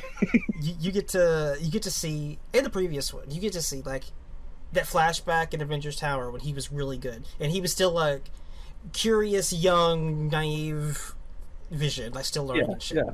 And then you get this one who's like that line everybody loves. What is grief if not love persevering? Yes, that right there. And this one, it's a pretty different Vision from that, but still the same character, but more. He's he human. Acts like Vision, so he's much more human here than he was when he was new, for obvious reasons. True, but that's because he's been through some shit. Right, exactly. And then in the same episode, we have White Vision, who's like neither of those other two dudes. Yeah, but they all are cool, and they're all Paul Bettany. Who's great at acting. That's the important thing. And I'm just as interested to follow that White Vision as I am the other ones that we've seen. I think there's going to be some fun stuff there. Yeah, I think the big downer though is that like White Vision is probably not going to have this kind of relationship with Wanda because like, oh, while I was gone, you made a fake me and married him. That's weird. It is weird, Like, but I don't know how his mind is like a logical thing, like you know. I guess it's certainly possible for them to reconnect later down the road, but it's not going to be the same. No, and it shouldn't be the same. That's the important part. It definitely shouldn't be the same. It's like that other me you married wasn't me. Yeah. So, if it's the same, then there's no reason to have done this. Also, stuff. like you weren't really married. You know that, right? There's no like. You have to go to town hall and fill out some paperwork to get married. I'm pretty Are we sure that that didn't happen? I mean, they have like a house. Like, I have rights as a person. We could have got married. I'm just saying we didn't. Yeah, I mean, no, that's the thing. About the show overall, though. Actually, what's that? Wanda is probably like an illegal immigrant in the United States. Mm-hmm. Yeah, I'm not sure she could get, like, even if she wasn't, she is still a fugitive from registration. Like, she was on Team Cap in Civil War, and that's, like, the Sokovia Accords are still a thing for now. They are. So she's like a wanted fugitive even before she did what she did to Westview. So she probably couldn't get legally married. It's complicated. I'm sure those Sokovia Accords and all that shit, registration, is not like it was in that movie, especially post-Thanos. It's certainly possible that after Age of Ultron, Tony or Steve could have helped her get, like, U.S. citizenship. Oh, yeah, like, at least a work visa. Dude, yeah, even if that did happen, she is currently, like, a wanted criminal. She is. Well, like I said, it's weird, dude, because the fucking blip. Like, are you really going to throw these people that saved the planet into true. Jail? Like, some of them certainly got pardons. She did walk right into Sword, and they let her walk out. They didn't try to arrest her.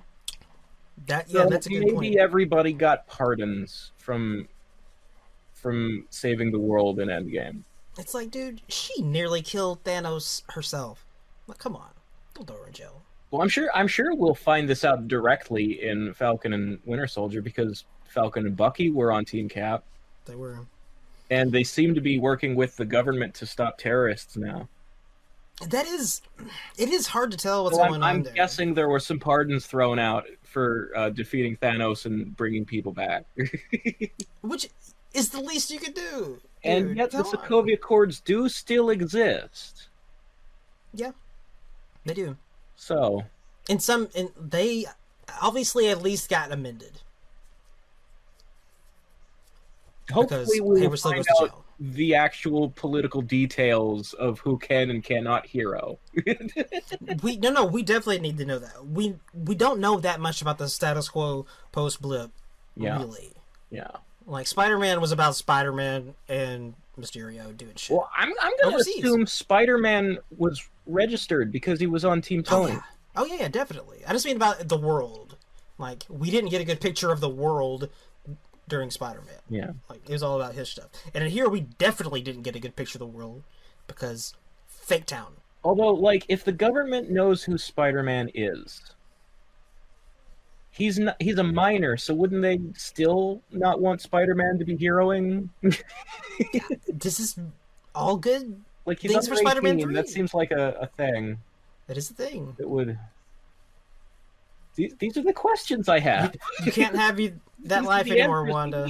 Never again. No, but about the show, I did not go into the show needing to see Fox Silver. Like, hell no. I didn't go. See, that's the thing. There were, I think, a lot of people going into the show who weren't really fans of Wanda and Vision, who didn't really care about the premise, but got interested when it started seeming like there were these deeper mysteries. And those are the ones who are the most disappointed, that it was just about Wanda all along. that are the most responsible for their disappointment. Like, you can't come into the show and you weren't interested in it because it was about Wanda and Vision. Then when it ends, it's about Wanda and Vision. Yeah. Now you're pissed. Like, yeah, like, I'm just saying, there are examples of things that the show felt like it was teasing, where one of the people behind the show directly compared the show, specifically Evan Peters being in it, to the Mandarin fake out in Iron Man 3. And look, how unself-aware can you be to not realize people don't like Iron Man 3? no. Nobody liked the Mandarin twist. People disliked it so much that they had to create a short film explaining, no, really, there is a real Mandarin, and then put him in Shang-Chi. Like, they're making a whole movie about the real Mandarin to make up for the fake Mandarin. They are. The issue that I have, I mean, I can't speak for everybody else, but for me, I don't like Fox Silver. I don't want him in the MCU. Yeah, mostly because that's I don't need him. Where I am too. Like, I understand why people thought Evan Peters' Quicksilver was charismatic and fun in those movies. The problem I always had with those movies and how they used Quicksilver is because they made him so fast that he could stop time like that. They had to then kick him out of the movie, or he would have fucking broken the plot. Like, it's a Superman problem. One scene in each movie where he stops time and there's a song from that decade and he fucking saves everybody, and then he immediately has to be, like, written out of the film to make up for the fact that if he stuck around, he'd have solved all of the problems and there wouldn't have been any drama in the plot. Yeah. It's a thing. That's not even how Quicksilver works in the comics. He's not the Flash. His top speed is like Mach 1. Now, I mean, they can buff him if they want. These are alternate universes. And if you want. I'm just saying, like, it's probably more reasonable to not have him be Flash fast, to not have him be a guy who can vibrate through things and stuff like that. But that's not my issue. My issue is with Foxsilver is he doesn't bring anything good into the MCU that we don't already have. He just has jokes. Most importantly, he has jokes. That's true. Like, we have a lot of guys. The MCU is not lacking for guys who will quip. No, it's not. That's not a problem that we need more of. If he had any, like, story relationship ties that he could bring with him and that could be interesting. So here's the thing about Quicksilver in the comics that makes me like that character. Is that Quicksilver, the thing that is unique about him compared to other superheroes is that he's not funny, he's mean. Like, the 616 Pietro, and look, just to set this up, I don't think 616 is the best version of everything. There are a lot of times where the MCU changed something where I think they did that better. That's an improvement. Mm-hmm. So I'm not one of those guys who thinks everything needs to be like the comics. But I like comic Quicksilver better than Fox Silver because in the comics, Pietro's personality and characterization are based around the fact that because he has super speed and it's low-key on most of the time, people seem to be moving slower to him. They take forever to say what they're going to say from his perspective. Like, his senses, everything is a little bit slow, and that makes him constantly impatient and bored. So he's a dick to people because everyone is on his nerves because they're going too slow for him. And kind of like Aaron Taylor Johnson's Quicksilver in Age of Ultron was kind of a dick like that. He was true. I find him more interesting than Evan Peters' like good-natured, happy-go-lucky, smiling Quicksilver. Because we have plenty of good-natured, happy-go-lucky guys. You know, that's fucking Ant-Man. That's Scott Lang. I don't need more of him. We have one of him already. Spider-Man's kind of like that already. You know, most members of the Avengers crack a joke and smile and are having a good time more often than not. I want angry, mean Quicksilver. If we're going to have a Quicksilver at all, which we don't need to, like, it would be nice if Quicksilver came back from the dead and we got more Aaron Taylor Johnson, because honestly, he didn't get much to do in that role, and most of his scenes were deleted from the movie. He didn't even talk much. Yeah. Most of Age of Ultron Quicksilver is in the fucking deleted scene sections of the DVD. Mm-hmm. So it would be nice if we got more of him, but if he never does come back from the dead, I can live with that. Yeah, but like, and I certainly wouldn't want him to be replaced by Evan Peters. No, like just as important as all that is like, don't bring in the character unless they create stories and material and shit. And he really can, and the only stories and material that Evan Peters being Quicksilver would create is crossovers with the Fox X-Men, which I don't want. Yeah, that's that doesn't work.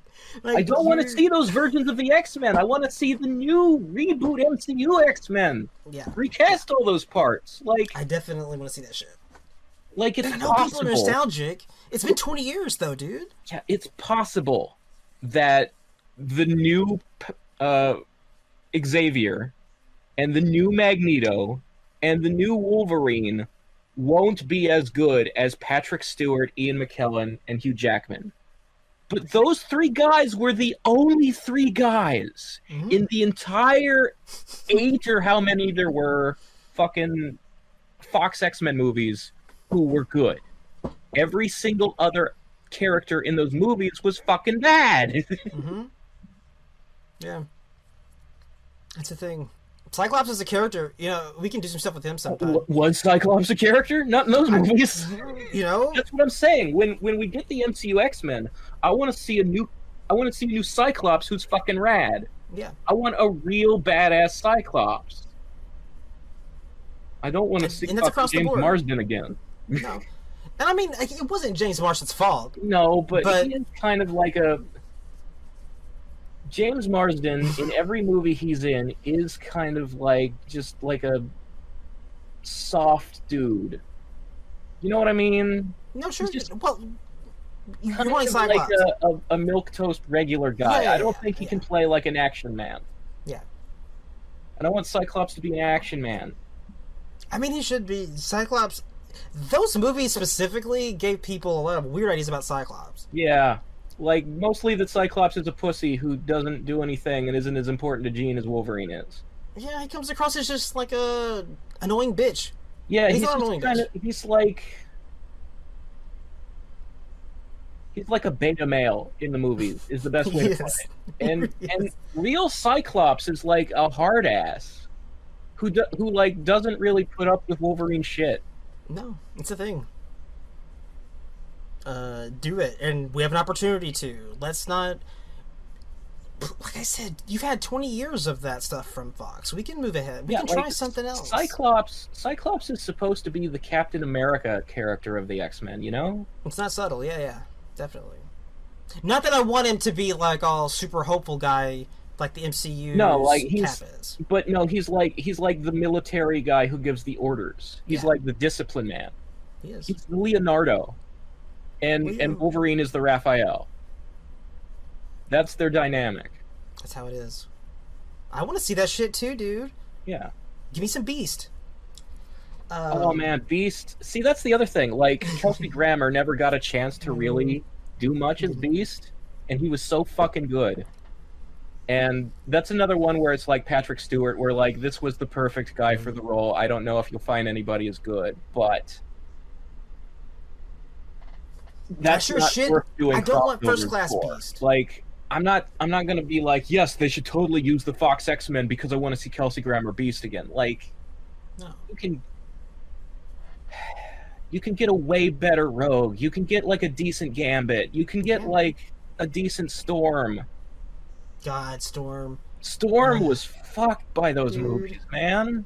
Jesus Christ. Storm is so sick. I love Storm. Storm. Imagine if the MCU had a Storm who was like really important to the X-Men, who was like one of the main members of the team, like she's supposed to be. If she was at second in command, She's kicking everybody's ass. Imagine Dude. if the MCU didn't have to push like Captain Marvel so hard because they finally have some decent female characters. Those are Because that's where all the good women in the Marvel universe are. They're X-Men. they are. Like Storm and Rogue and fucking Jean sometimes. Well, These are some of the most badass women in the Marvel universe. You don't need to artificially push them like they artificially push Carol.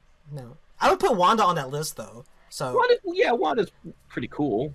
I'm glad And that certainly she's the getting a show push. did her like that's the thing. Before this show, she was cool, but she wasn't like a big deal.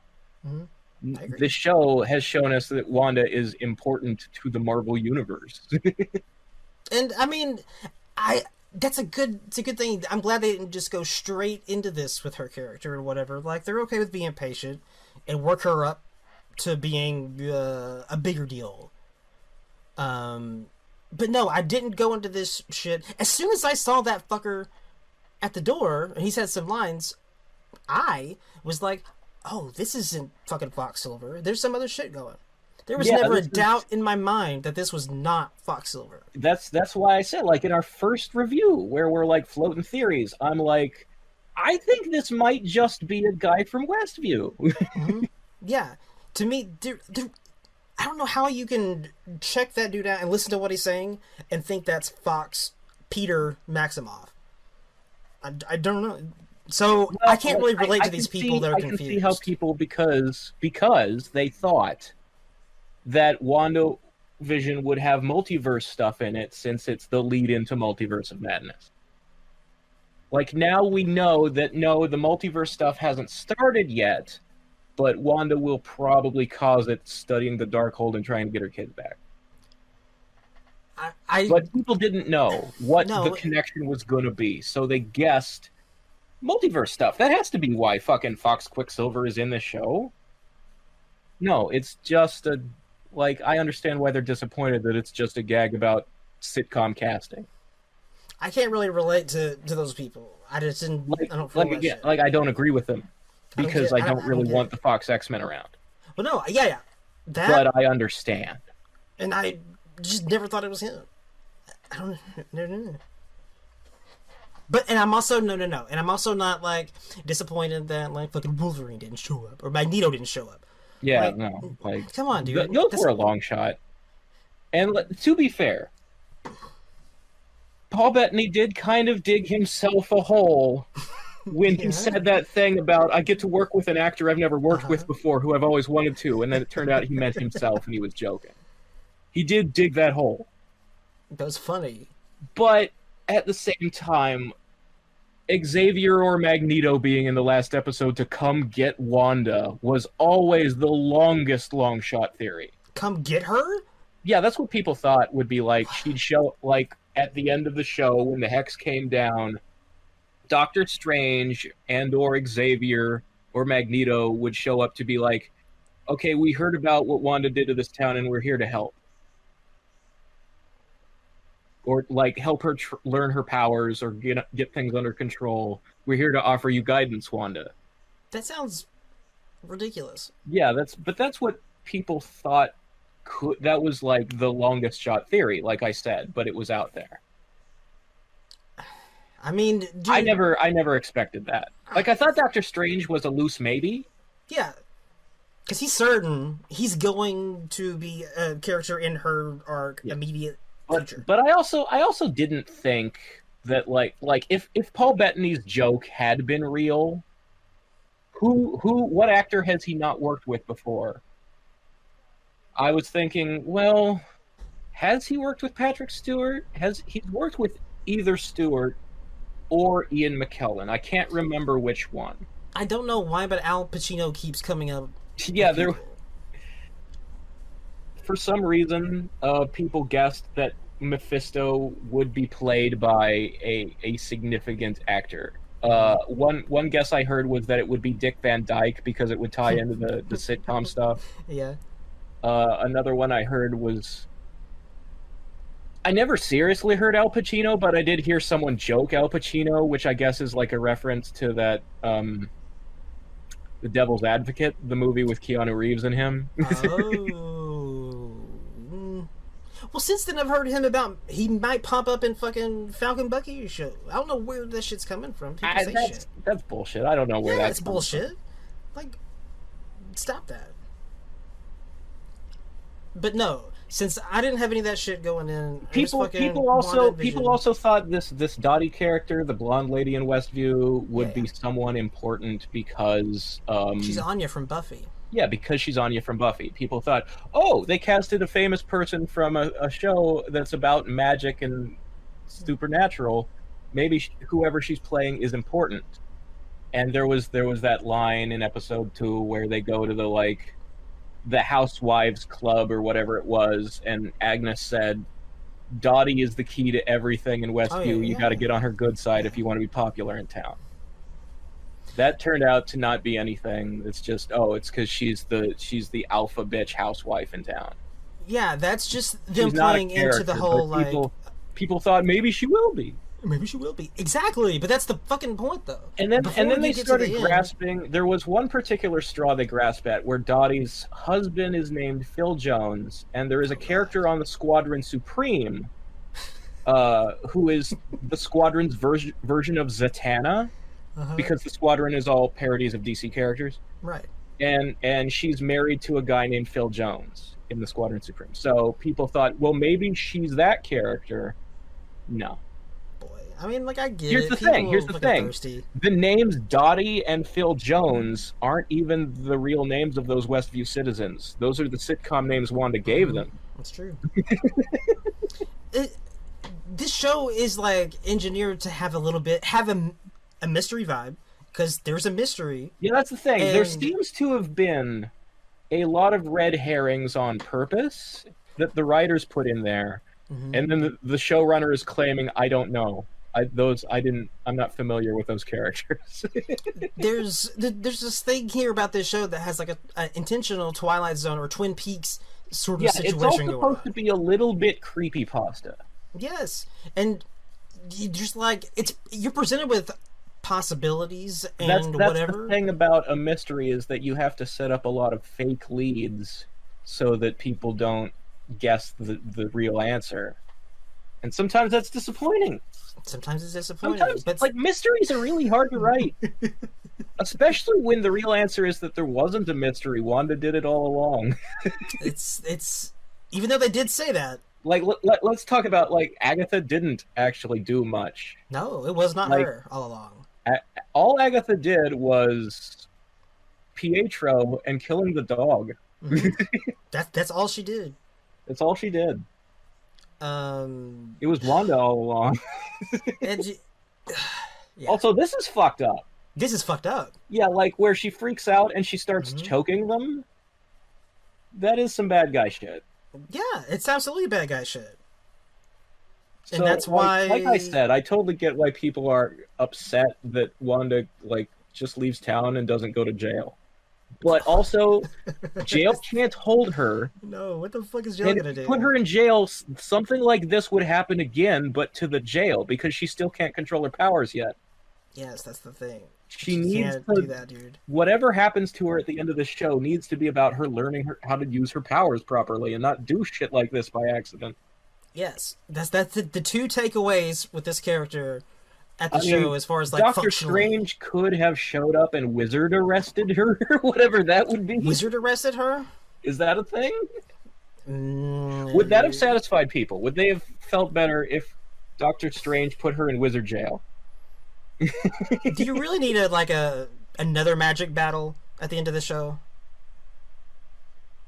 Well, that's another thing I have heard people wonder. Doctor Strange's job is to deal with when magic stuff bad happens, and the Hex exists for a week and a half. Is he busy? Where is he? Where the fuck is anyone? This is 11 days after that fight. Why doesn't Mordo show up to steal her magic, since that's a thing he does now? Well, it's a good thing that he didn't show up, because he probably would have got wrecked. Yeah, probably. It's a thing. Because he'd have done it the same way Agatha tried to do it, and that didn't work. No, that's the situation. She also steals magic from people. And it's also important to remember these fucking military tar dudes are here Yeah. with guns, and they're perfectly okay with it's shooting already a shit. pretty busy situation. That's true. Like, Doctor Strange is going to run up in here. You're going to have people shooting at him, because you think Like, Hayward's not going to shoot at Doctor Strange? Stand aside, American government. Right. I'll take it from here. Hayward made it very clear he does not like supers. Yeah, that's the thing. That's why Hayward shoots at the kids. Yeah. He's just racist against people with powers. So if Strange shows up... He's the prototype for a Senator Kelly type of character. He is. He, like, not even subtle. That's the point. He just wants to get rid of people who have superpowers, and that's all he's about. So much so that he will shoot a gun at children. The only Hayward way... doesn't know the kids are fake, right? No. He didn't see this. He doesn't really know anything. Told him in a previous episode that she thinks the kids are real. So Hayward is just trying to murder children. But this is the second time. He fucking that's had a also missile true. in that armed He did drone. have the drone try and shoot at them at the house, yeah. Yeah, the two kids were right there with Wanda. If you hit Wanda, you hit the kids. That's how that works. But that was like, oh, they would have been collateral damage. Would have been his excuse if it happened then. Now he's literally just pointing a gun at children. He is, literally. Yeah, he did nothing wrong. Well, that's the other argument they make is like Hayward was a reasonable character, and then they made him a cartoon villain because there had to be a bad guy. And I think he was subtly like, I think it was gradual how they went from like vaguely assholish government guy stereotype to cartoon villain. I think they built it towards it. It wasn't. I don't remember when it was subtle with him. I looked at that guy. He said some shit. It's like, oh no, this guy. I think the problem is that he's.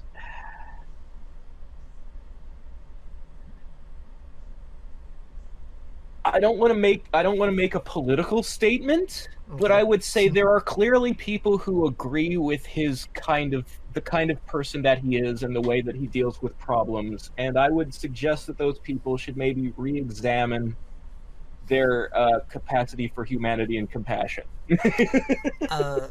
Yes, he definitely comes to the table, and with him brings the question of which is more important to you, freedom or security? Yeah, and the thing is, like, at the end of the day, even if you think people shouldn't have mutant powers and that they're dangerous, it's also still wrong to shoot them. It is. Like, murder is still bad. Like, man. It's like they say in the beginning of that, the Fox X-Men movie, the first one, and they talk about, like, we license people to drive, but, not to live. If you kill someone in a car accident, cops don't walk up to you and shoot you. Yeah, that's most people who have superpowers didn't choose to. That's the thing. That's why you can't fucking be like, where's your mutant power license? Like, what are you going to do to someone who doesn't have one? Right? Dude. Like, what? Listen. But it's plausible enough because of that question of, look at this guy. He's about to do something very good. Like, just good guy. What a dick. Dude, whenever I was watching this, me and the wife both, we was like, whoa! Like, just straight up. Like, it was surprising. It was a bit of a jump. Like, he was just a bureaucratic asshole, and now he's a shoot children asshole. That one is a jump, but it is a jump that is consistent if you've been paying attention with his motivations, where he says that it's about protecting people and saving Westview. But really, it's about the fact that people with superpowers make his dick feel small. Yeah, that's what it is. If that jump actually happened. That there are people who are more powerful than him in the world. Yes. Which is fun, and that is a really good reason why those people that wanted Monica to be the one to take him down are wrong, because he got taken down by Darcy. Yeah, Darcy has no powers. No power. Get fucked. We're just a regular person stopping a regular person from being a dick. That is the more karmic It's like, what? You got an excuse for this? What? Yeah. She's It's super. like, What? Come on, man. If he did have a jump, an unearned jump in villainy or whatever, it wasn't this episode. It was that episode with the drone and the missile. probably. Like From that moment, you could see where it was going. Yeah, at that moment, it's like, okay, he's okay with anyone in that fucking town dying as long as it gets to her. Okay, this guy. I will say, of all the sword agents' responses to Wanda and Westview at the end of this episode, the one that does bother me a little bit is that Monica doesn't really have a reason to be so forgiving of Wanda, other than like, if I had your powers, I'd try to bring my mom back. Like, but she's also like, when Wanda leaves town, she's like, the people of Westview will never know what you sacrificed for them, and it's like, dude. It's a thing. What she did to them far, far outweighs giving up 3 people who weren't. I've always thought that Monica was a little surprisingly understanding. Yeah, she's too on Wanda's side. She's the one who I wish was more nuanced and dimensional, not Hayward, Monica. Like right from the beginning, she was like that. I wish she was a little more neutral to Wanda, not completely on her side. That's yeah. Because you could do that and still make Wanda not an you could do that and still make Monica not an asshole. I agree. Yeah, as far as Scarlet Witch goes, and whether or not she's a villain and how to deal with that going forward, the only way to really solve that problem is if, like Monica said, if she's the solution herself. And I think that's what she realized at the end of the show. The whole show, Hayward has been like trying to answer with force, and my problem with his approach hasn't been like his motives. It's been, look, you don't know that killing Wanda will even stop the hex. It could make it permanent. You don't know anything about what's happening here. You don't understand how her powers work. So going brute force with fucking guns like an army guy is the stupidest way to solve the problem. It is, yeah. It's just fucking ignorant. It's so stupid that you're like, this like, guy got put in charge? If you see Wanda as the enemy, you still have to acknowledge that the nature of her power requires fucking negotiation to be the only way you can solve it. It's like the way the police handle hostage situations in the real world is that they try to talk the guy down. You know, you get a guy whose job is to be hostage negotiator, a trained psychologist. You bring them in to talk to the guy and get him to release the hostages. That's the only safe way to resolve a hostage situation. You don't shoot missiles at the hostage situation. No, you don't. Yeah. At the end of this shit, and the only solution being her, like, that's what the thing was about, and that's what she realized. You can't arrest her. Yeah, she has to realize that she can't do what she was trying to do and come here and hide. Right. She can't hide from her powers. Several episodes ago, when she first got booted out of the Hex, Monica's position was the perfectly reasonable that you don't understand how any of this works. Yeah. Wanda's so powerful that we're out of our league here. The only way to take down the Hex is to convince Wanda to take down the Hex. Right. Monica was right. She was right. And it's not a stretch. We know that this chick was an Avenger, and she's helped out people a lot. Yeah, right. You would think there'd be some, like, well, not from Hayward, because Hayward is racist against people's powers. Yes. Hayward would probably act the same way he does to Wanda. He would act the same way to fucking Tony and Steve. You think he would? I think he would. Man. He's He might show Steve some deference because Steve has in the past had government authority. Yeah. He also might be like, Steve Rogers, you're a fucking fugitive, and I no longer have any respect for you ever since Civil War, though. So, you know. Well, yeah, he seems like that kind of guy. Thing. Yeah. Wanda, I think that she's done with trying to hide. Trying to go somewhere, run away from her problems, and hide somewhere. She's learned that she can't. Because she's going to take her powers with her. And bad stuff happens when that happens. To be fair, a cabin all alone in the woods is hiding. Well, it is, but it's away from people that she might hurt. It's hiding from things that will interrupt her learning how to use her powers. It's a little more responsible in taking care of the liabilities. Like, it's actually the most responsible thing to do, because she's made sure she's living in a place where if something like the Hex were to accidentally happen again, there's no one around for miles to accidentally get sucked into it. She's making her decision with the liability in mind. Again, like the Hulk or something. This is like the Hulk. Yeah. It is weird how directly comparable to Bruce she is. And you can't arrest the Hulk? You cannot arrest the Hulk, that's true. This is the only way to deal with That's why Thunderbolt Ross keeps fucking failing. Because he tries to come at it with fucking Hayward solutions. And it's not just him. The fucking Illuminati, Professor Xavier tried to shoot his ass into space. Didn't work either. Well, that is kind of a creative solution. It was. It was more creative than putting him in jail. He can still potentially find a happy life on whatever planet he lands on. But it's not quite the same as throwing him into jail. Although, he broke out. The thing about Thor Ragnarok is there are a lot of people who don't like it, and some of them don't like it because they have this preconceived notion of how they like Thor stories to be. They want it to be super serious. Some of them wanted it to be serious because it's about Ragnarok, and Ragnarok, like the apocalypse that destroys Asgard, they think that should be an inherently serious subject. And I get that. And then there are people who don't like Thor Ragnarok because they loved Planet Hulk. And it only took surface elements from Planet Hulk. And because Ragnarok exists, it means that there will not be a pure Planet Hulk movie. Here's the thing.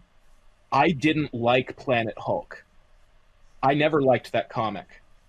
I never really liked all of the Sakaar characters.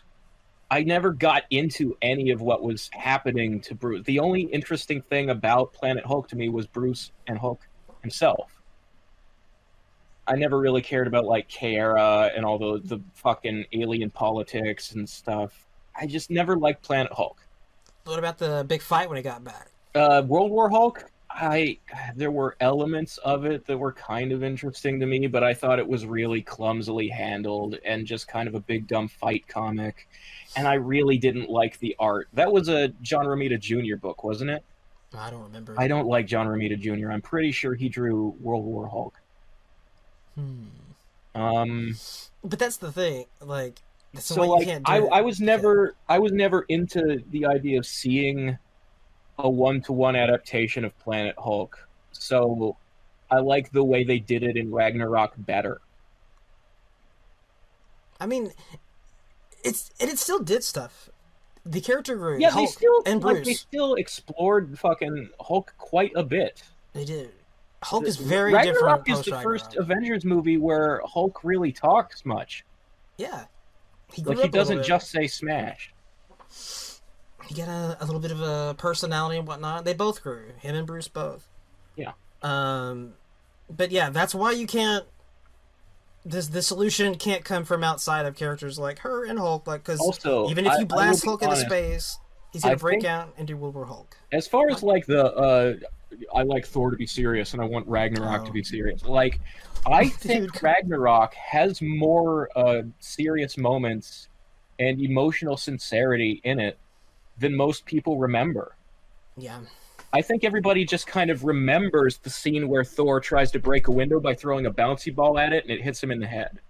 I think that's the moment everybody thinks of when they think of Ragnarok. All the people who complain about Ragnarok, that's what's in their head. I agree with you. But there are lots of scenes in that movie that are actually like the moment where he's sitting on the floor in the gladiator slave pit area and the Loki hologram is talking to him about Odin being dead. That's a good, sad, pathosy moment. That's a genuinely raw, emotional moment that's not fucking comedy relief. There are scenes like that in the movie, and people just kind of pretend they don't exist so they can be mad on the internet. But I really like Thor Ragnarok. I love Thor Ragnarok. One of my favorite MCU movies. I've heard those complaints about it not being consistent, moving from that movie into like going to the next one where he is more serious. And I'm like, dude, in terms of like tonal consistency, like, oh, it's too different from Thor 1 and 2. That's on purpose. Well, yeah. Thor 1 and 2 weren't that good. No, especially there was a problem. Two outright sucks. They knew there was a problem. This wasn't doing well. Ragnarok is different because they were fixing something that was broken. They were like, listen, we should have done this differently from the beginning. Hard right turn, and we're gonna adjust. But no, the thing where like you have that that Thor like he is in Ragnarok, and you can get to Infinity War, he's all of a sudden really different, serious. It's like, people don't always act the same way. Well, so here's the thing about Infinity War, where he's more serious, is because he is a lot more. The most tragic things don't happen until Thanos comes and wrecks that fucking ship. Yeah. So he's all reacting to that.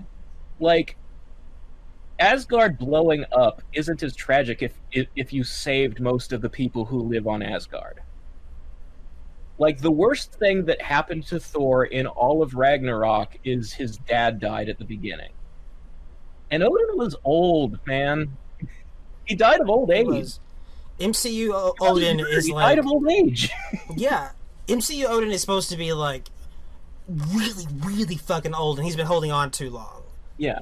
That's how MCU Odin's supposed to be.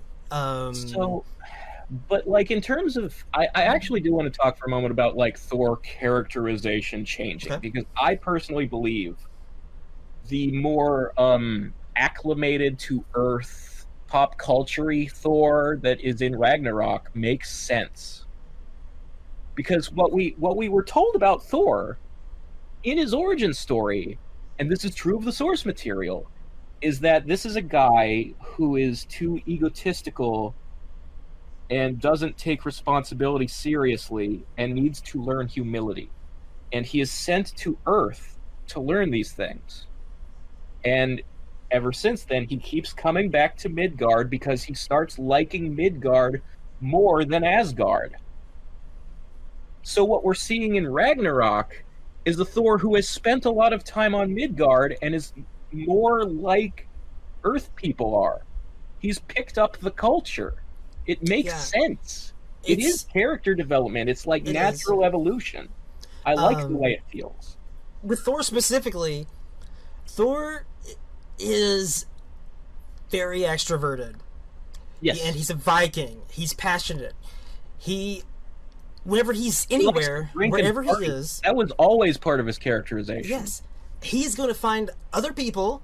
He's going to have good times and bad times and good times with people. He's going to have fun. He's going to be competitive. He's going to be doing all these social things. And yeah, over years, that's going to affect it. That's going to... He's going to be a little bit different. Yeah. Not like a changing character. He was already like that. I would say the fact that comics Thor hasn't evolved a sense of humor, despite spending so much time around humans, is a flaw of the 616 comics. I think 616 Thor is stiff and boring. And I don't disagree. It makes sense with his characterization because he is supposed to be a guy who likes to drink and party. He is, yeah. A guy who likes Midgard more than Asgard. That's part of the character. So why doesn't he reflect that? Why does he still talk like stiff Shakespeare man? Because a lot of it is just the nature of comics. Yeah, like that's the thing. Comics never really evolve past the starting status quo. They just kind of pretend to. So that's more of just like the nature of comic books than I think it is really with Thor. But it's a bit of both.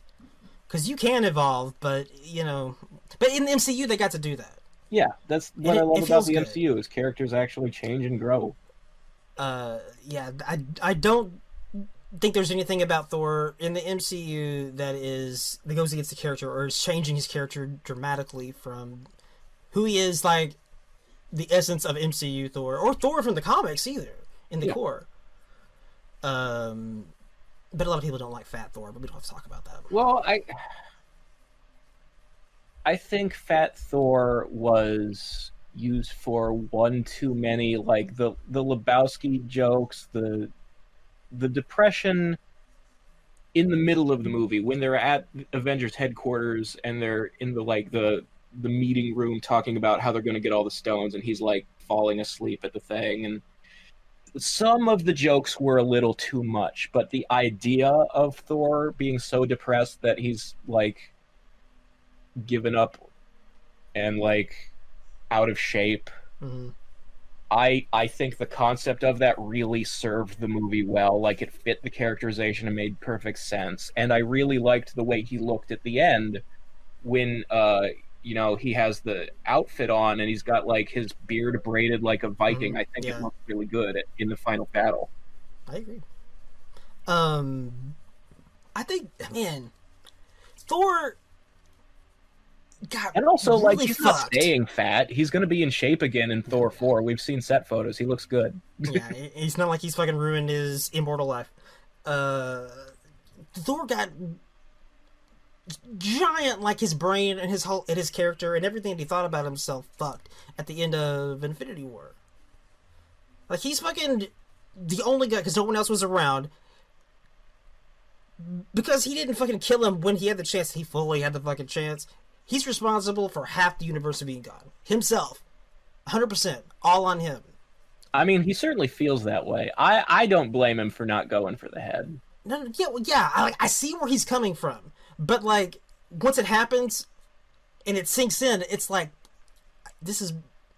I could have stopped this. I also personally don't blame Star-Lord for that moment in Infinity War everybody got mad about, where he was wailing on Thanos' face. Yeah.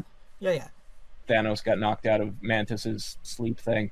A lot of people do get mad about that. Because Doctor Strange saw 14 million universes where they failed, and I'm sure in a lot of those, Quill didn't freak out and whack him in the face. Like, I bet if they had succeeded in getting the gauntlet off, Thanos would have killed them all and put the gauntlet back on. But you're speaking from a place of, like, the situation and logic and whatnot. Obviously, these other characters I'm thinking it through. I'm not reacting emotionally to the fact that Chris Pratt did a thing I didn't like in a movie. He got pissed. Shocking for Star-Lord. Yeah. Like, that was not out of character. And I think the other implication is, like, because of Civil War, the main problem was that they were still split. The teams that weren't together. The reason they lost is because they were all split up and not working together as the Avengers. Yeah. Because of Iron Man was on one side and Steve's on the other. And they paid that off at the beginning of Endgame when Tony comes home and he yells at Cap. But at the end, they succeed together. Yeah. That's how that shit works. Right. Is there anything else you want to say about Thor? No, I think we've covered that. Yeah. Is there anything else you want to say about WandaVision? Because I think that WandaVision did exactly what it set out to do and did it well. I think that what it did on purpose, what it set out for, developing Wanda and Vision and introducing the kids and setting up Monica, probably that's going to go into Secret Invasion and Captain Marvel 2, setting up the Darkhold, all the things that it deliberately set out for, it pulled off.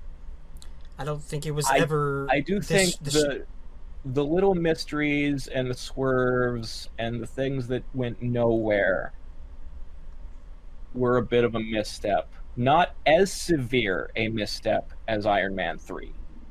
Well, no. Because Iron Man 3, once you get past the Mandarin is an actor swerve, there's no movie left underneath to make up for it. Like, they set up the Mandarin as a cool bad guy, and they revealed he's a fake.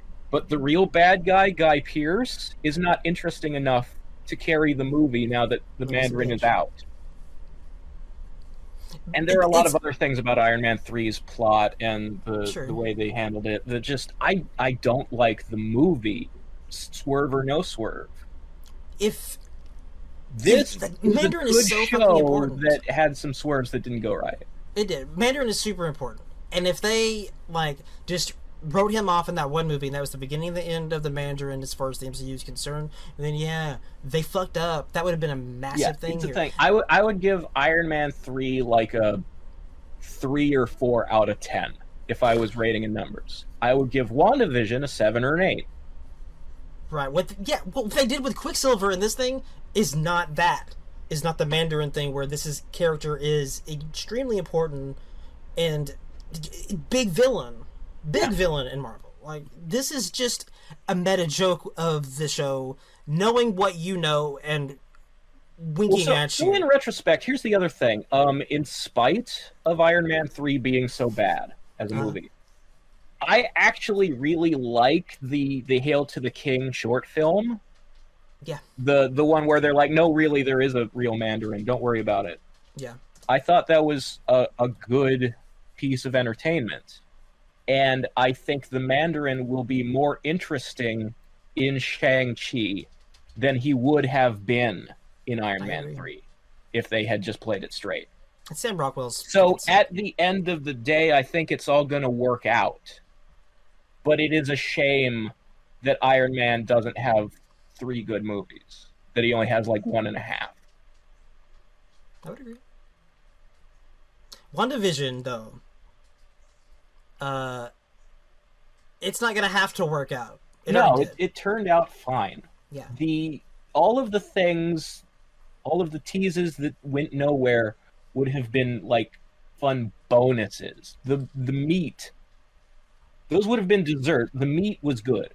Yeah. The show is a good steak, and it's just a shame that you didn't get ice cream after. Everything that I heard and read about this show beforehand, I feel like I never got the vibe that they advertised it as being this big mashup crossover. I think universal entry point into the MCU. I think what really hurt the show the most is that it's the first MCU thing after 1.5 years of nothing. Yeah, no, that's true. I think if COVID hadn't happened, and we'd already had Black Widow by now, and we already had Falcon and Winter Soldier first, like it was supposed to be. Yeah, it was supposed to be first. That would have softened the blow a lot. People put all their expectations on this because it's the first thing in a long time. I think that much I can understand. But now we're over that hump, and we're going to get like regular content. You know, we're about to get 6 weeks of Falcon and Bucky, and then we're going to get Black Widow, and then we're going to get Loki. You know, it's all coming rapid now. And I think people will get over whatever about the show disappointed them fairly soon because they'll be on to the next thing.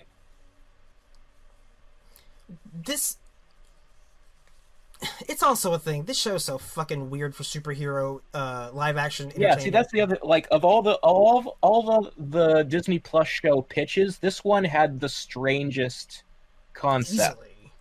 Easily. This of one almost was, any superhero media that you can see, period. Sell people on. Because, like, you know what you're getting with, Falcon and Bucky, it's going to be all action, political, thrillery stuff like Cap 2 was. It's going to be cool. That's what the stuff I like. With Loki, you're going to be like, I like Tom Hiddleston. And yeah, there's some weird sci-fi things going on here, but it's all with Tom Hiddleston. We talked about it before. There's barely any action in this whole show at all. Yeah, no, this whole thing is like watch Elizabeth Olsen and Paul Bettany reenact 50s and 60s sitcoms. It's like, how many people really wanted to watch that?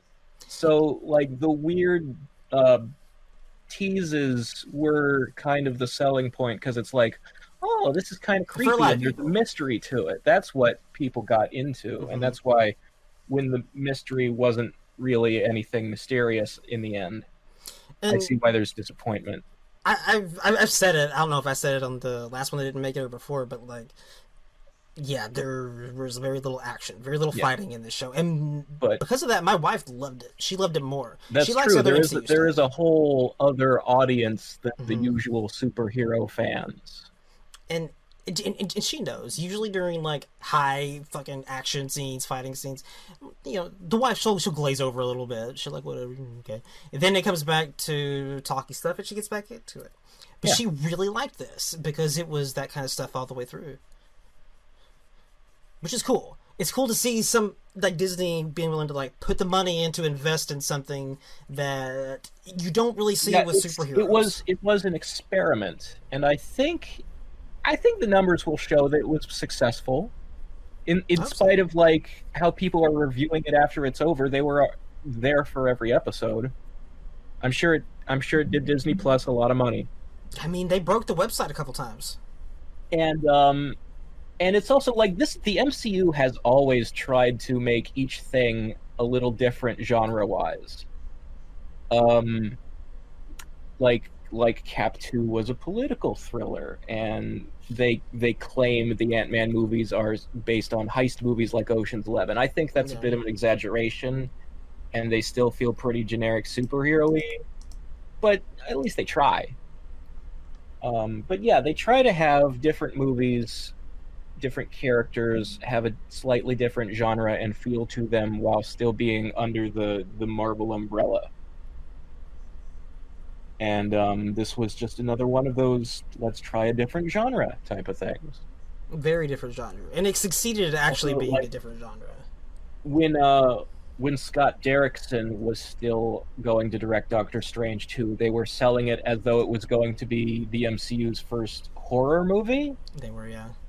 I'm sure it's going to be very, very watered down for horror, because these are kind of, they want kids to be able to watch these movies. Yeah. But I mean, now that it's Sam Raimi, I'm sure you're going to get sequences that feel pretty, classic. The camera runs at the character, Yeah. or stuff like how he handled Doc Ock on the operating table in Spider-Man 2. Mm. Like, it's bloodless, and it's like not really scary, but it has that horror movie feel, and people really like that scene. Yeah, if they didn't want that, they wouldn't have brought Raimi in. Yeah, Sam Raimi knows what he's doing. Yeah. Horror is his thing. I mean, he's good at like horror like Evil Dead gradually evolved from a horror franchise into like a Three Stooges thing. Yeah. So like Bruce Campbell is a thing. He's great. yeah. I hope he's in that movie. That'd be tight. Oh, Bruce Campbell's going to be in there somewhere. He has I to hope be. he is.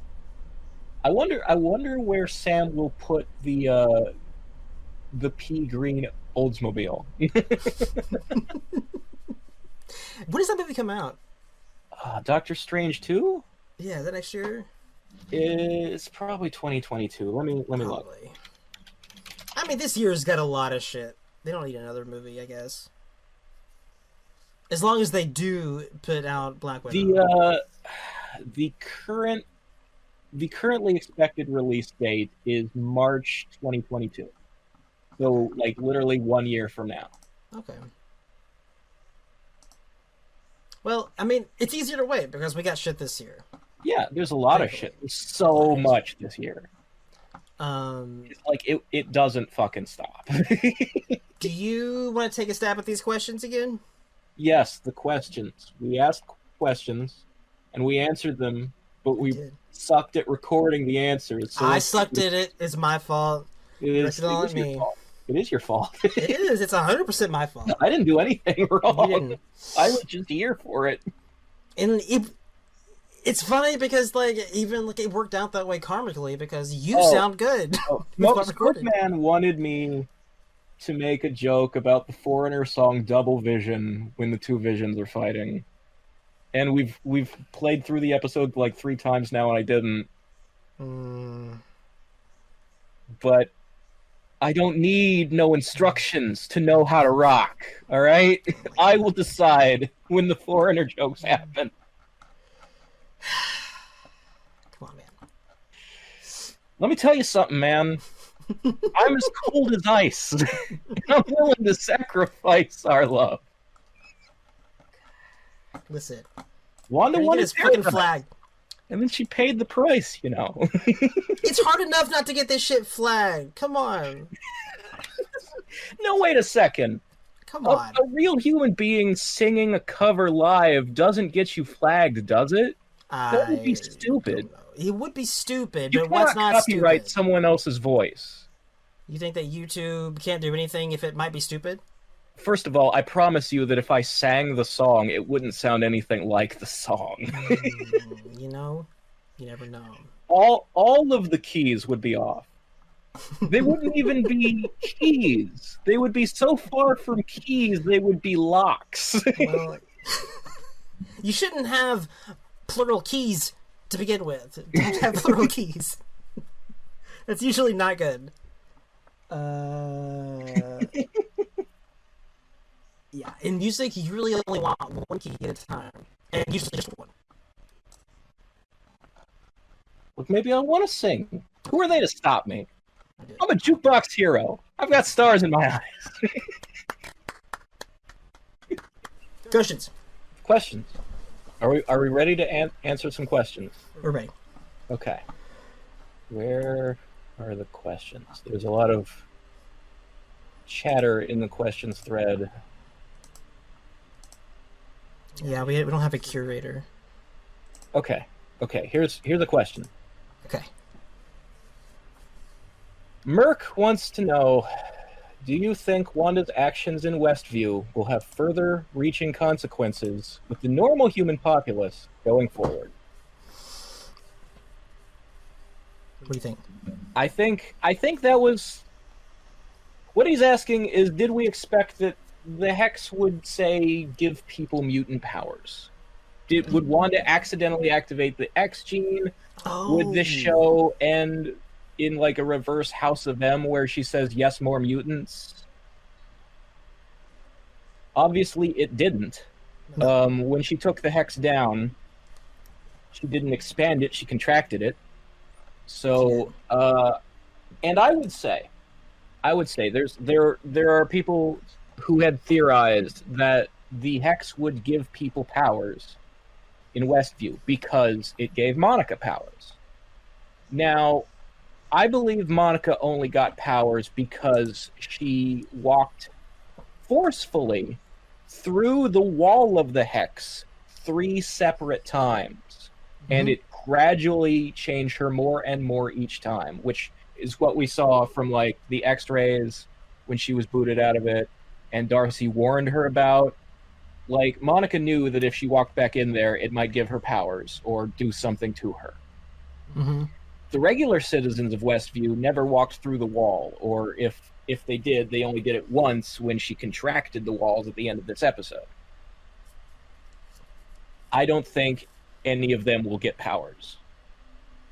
I do not think Wanda is being attached to the X gene or to mutants in any way by the events of this show, which obviously some people are disappointed by, but I am personally glad for, because I strongly believe that when they introduce mutants, I want them to be something that has existed in secret all along, not something that suddenly happens out of nowhere because of Wanda or because of the blip or some magical thing that activates the X gene. I want them to That's bullshit.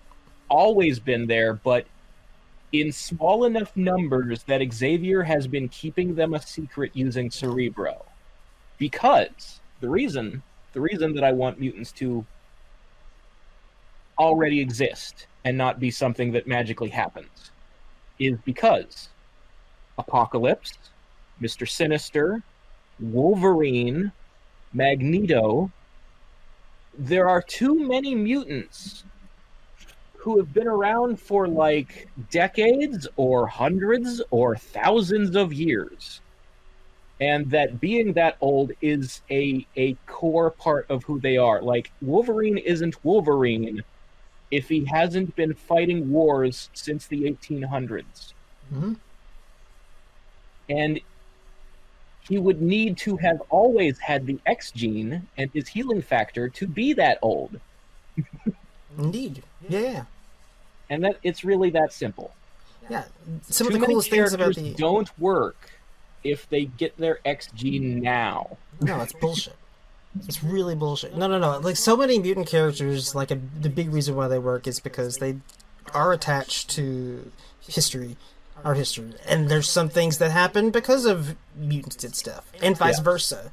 So you have to have that. And like, I just want every question where people are like, well, where have they been? Why haven't we seen them yet? Why did they not show up to help defend New York in Avengers or to defeat Thanos in Endgame? I want the answer to all those questions to simply be, look, if people knew mutants existed, it would be too fucking dangerous. So Xavier says, stay at the school, and I'm erasing any memory of you and your powers from people's minds. The end. Yes. He's fucking protecting his people, keeping them a secret. That's all it needs to be. Yeah, that, and like, there doesn't need to be a billion mutants. Like, yeah, No, just a small there number. were way too many mutants in the Fox X-Men movies. Yeah. Like, there only needs to be like a couple dozen, a couple hundred max to make it like this slowly emerging minority. I don't need to see scene, like, I didn't like it in the first Fox movie where Xavier puts on Cerebro and you see all the dots on the globe that are mutants, and there's like a fucking billion of them. Mm-hmm. That's way too many. That raises too many questions. Emphasis on the minority. It's the thing. Use it. So What's funny is that question you just answered. yeah. I remember us doing it last time, and I also thought it meant something different than you did. Did it again. What do you think the question is asking? He asked, do you think Wanda's actions in Westview are going to have further reaching consequences with the normal human populace going forward?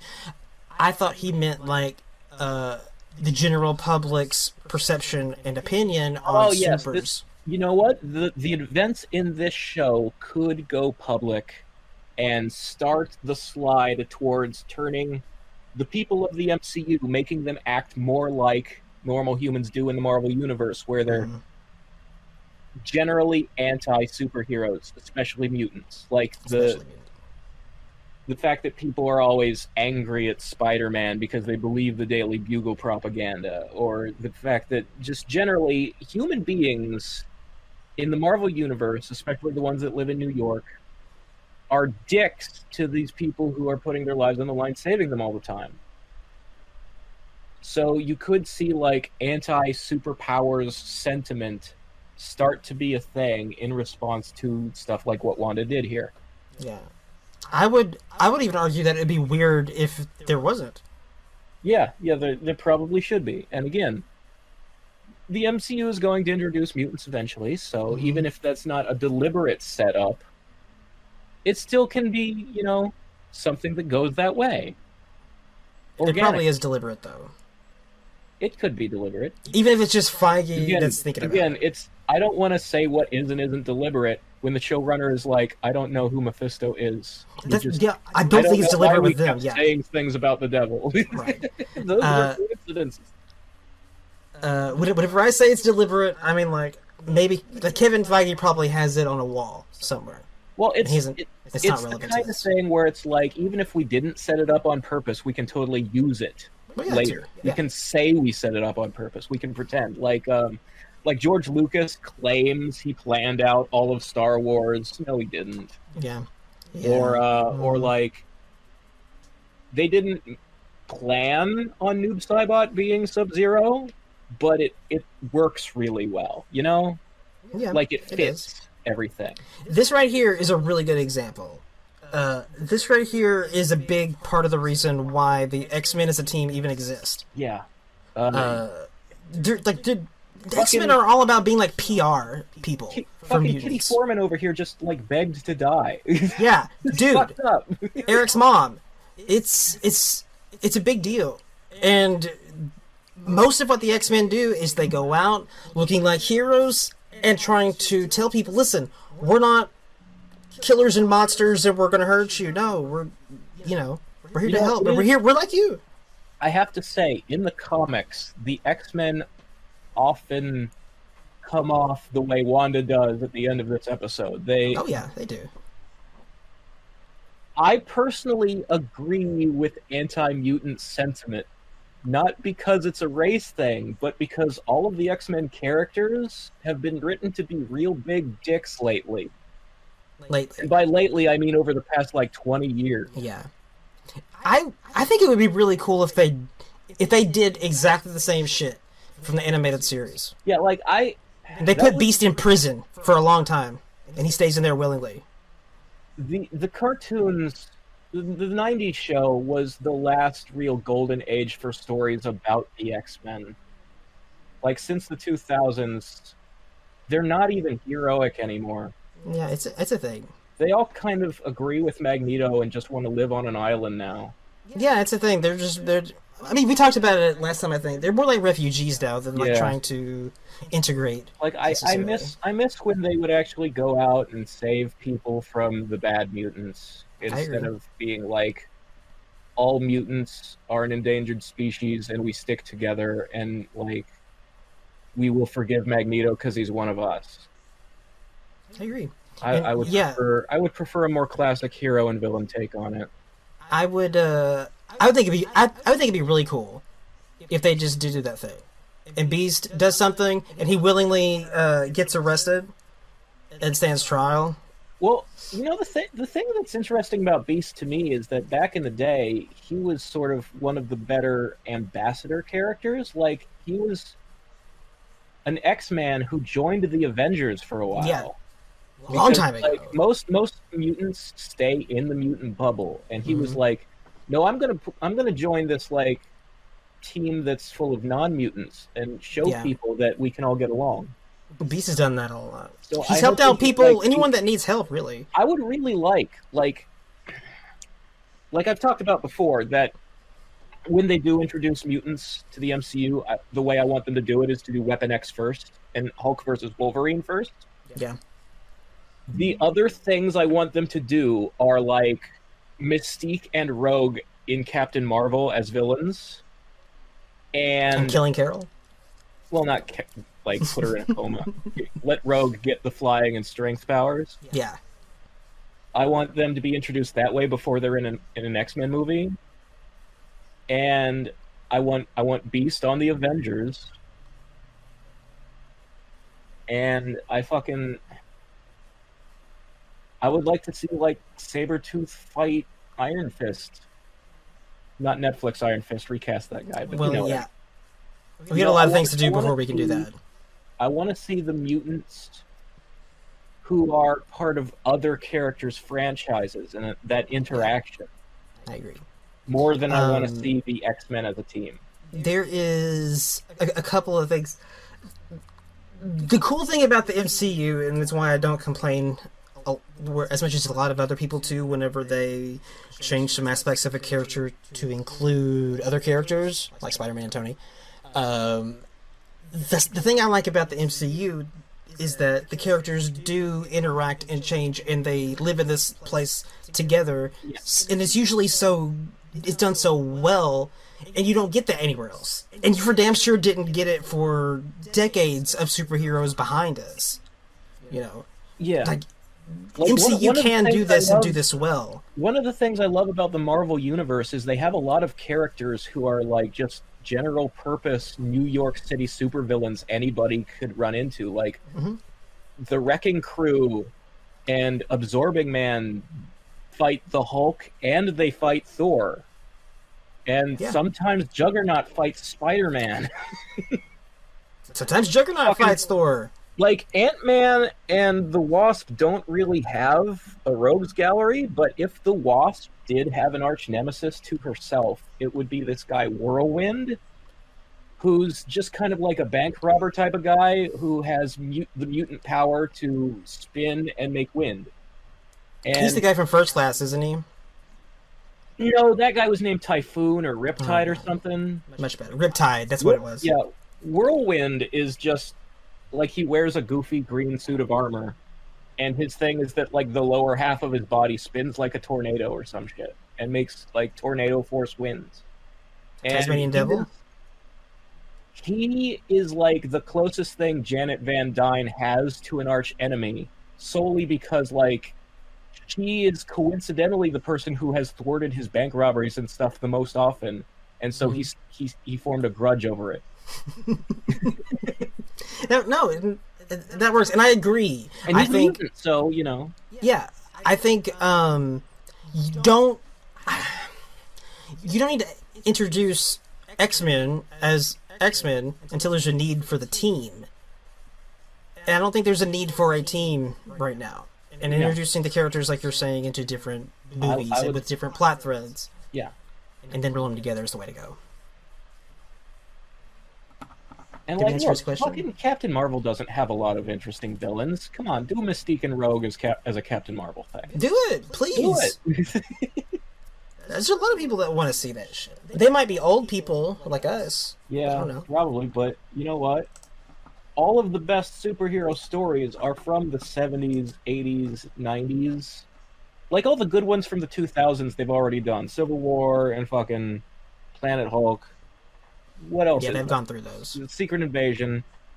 When they do like the Thunderbolts, and if they do Norman Osborn's Dark Avengers, that's like the last good Marvel Comics story. Everything written after the Siege of Asgard is unadaptable garbage. So like all of the most famous classic stories worth making movies about that happened in comic books happened before the year 2000.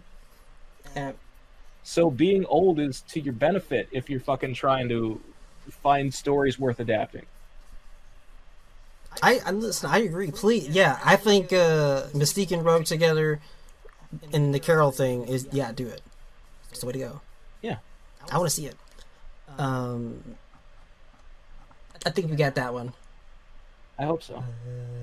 If not, Merc, yeah, you'll be all right. Yeah. So next question. That was a pretty long answer.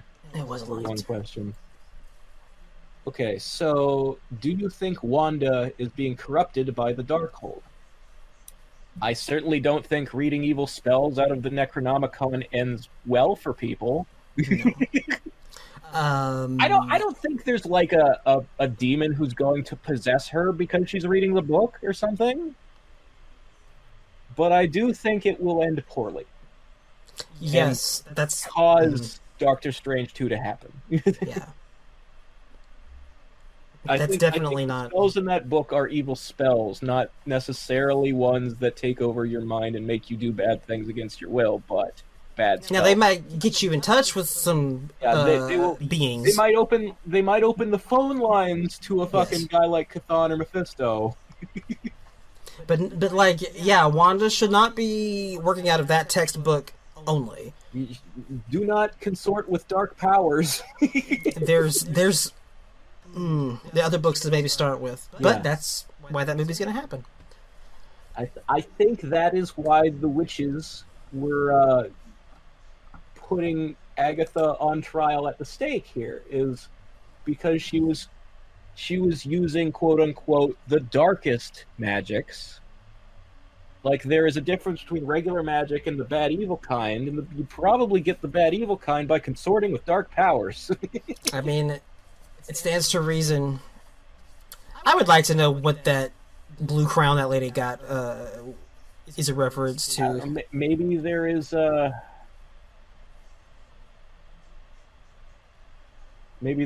Azure Witch. Maybe there it's different from like maybe every color of magic has its own kind of witch. I don't know. Mm-hmm. Now Agatha here is the Violet Witch. Yeah. That's canon. Okay. Doctor Strange is the Orange Witch. He would be, wouldn't he? That shit is orange. Well, yeah, all of the Camertage guys, the thing they do the most often is those big orange discs. Yeah, those wealthy things. Yeah. Mm-hmm. The Ancient One made fucking Katana fans with her discs. She should have made something a little better. She died. But she was also consorting with dark powers. She was getting fucking immortality from channeling Dormammu's dimension. Yeah, she didn't get a crown, but she got the little Dormammu symbol she got, like, a forehead scar. So did Caecilius. It's a thing. And she wants you to use this chick. Whatever dimension you're channeling from, there are forehead things to go with it. And the only one that we know of so far. It's a symbol carved on your face. It's a thing. We haven't met any good ones yet. It's thematic. It's Dormammu's a dick. There's a continuity. It all fits together. It all fits. So, our next question.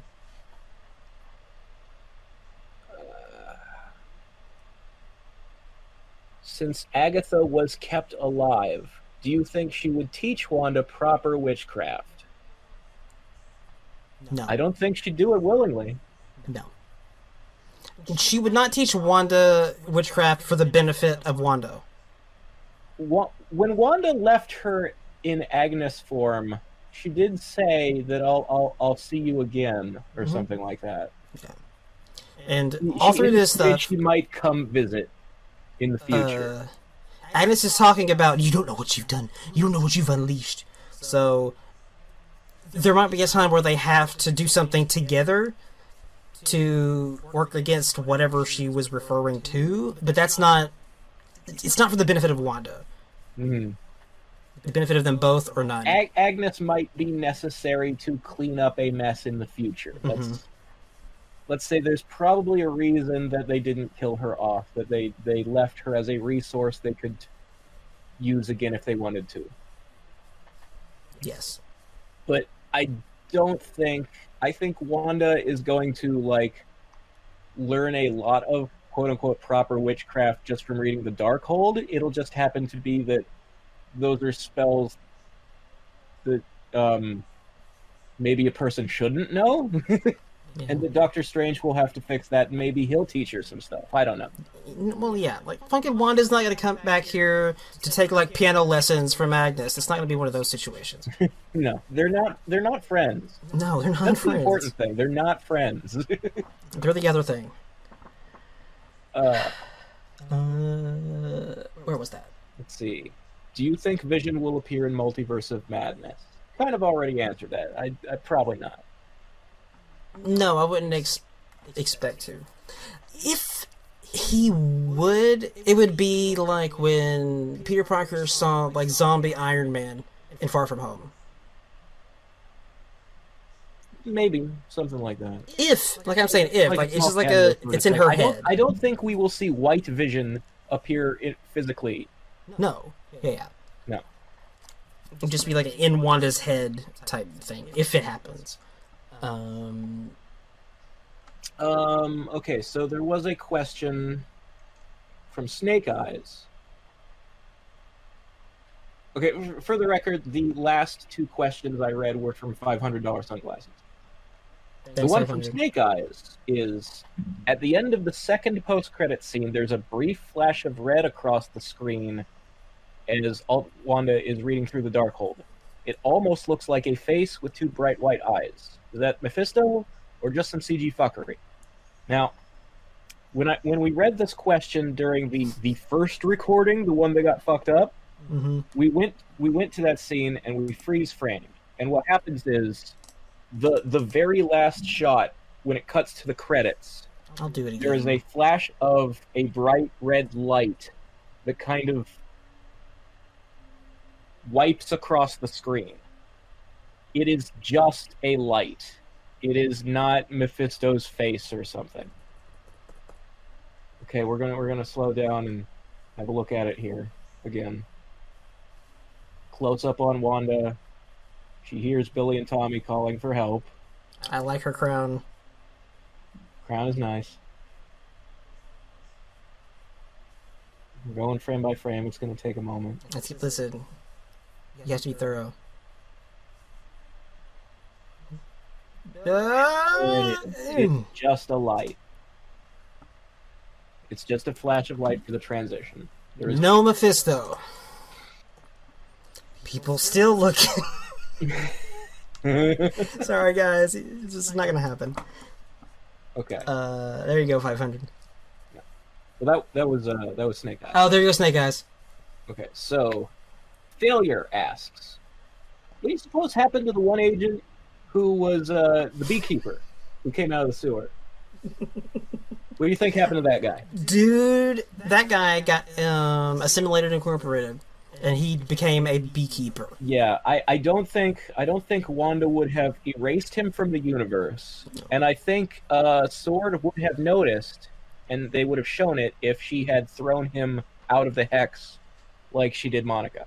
Oh yes. I think that guy was turned into a Westview citizen, and like he was just added to the hex. Yeah, if she was going to just, like, get rid of a human just because he was, like, a nuisance at the moment, not a threat, but just like a nuisance, they would have showed us. They would have put that on camera. Killing or erasing a guy is way more sinister.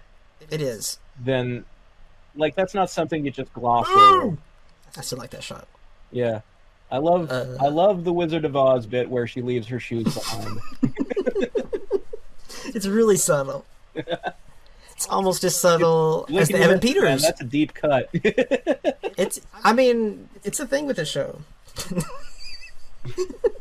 I just wonder, like, what was Agnes thinking there? I think Agnes has a lot of fun with being a witch. I think she does. Oh, I'm gonna take off my boots, leave them under here because of that thing. Captain America. I understood that reference.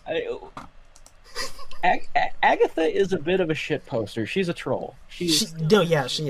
She definitely is. I mean, she's been having a real good time this whole show. Man, Vision's gonna, dude, it was gross. Listen, I want to point out. Yeah. This sound effect that it makes when he grabs her head. If you hear that sound, you're already fucked. Yeah, it means there's already been some damage. Mm-hmm.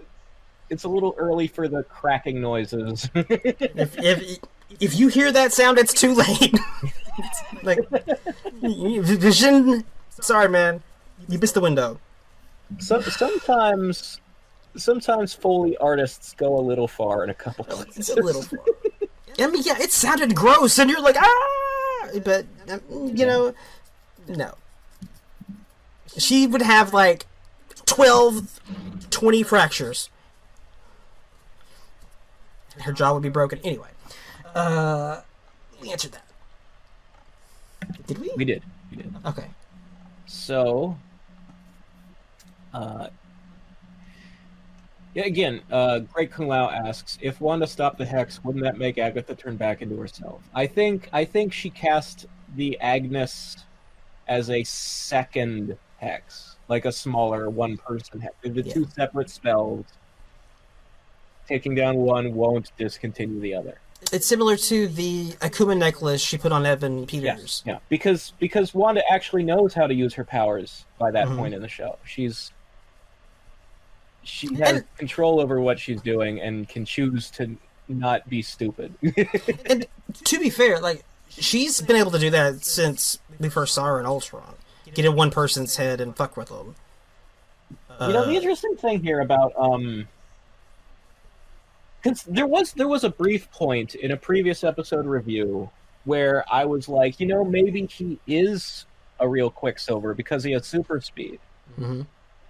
But I guess if Wanda can make a kid with super speed, then a witch can give a person super speed. Yeah. So the other thing though is that if Monica knew how to use her powers, she could probably have super speed too, because if you can turn into light, you can move at the speed of light.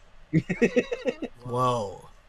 That's just a thought I had while I was watching Monica and Pietro on screen there. I'm sorry, Monica.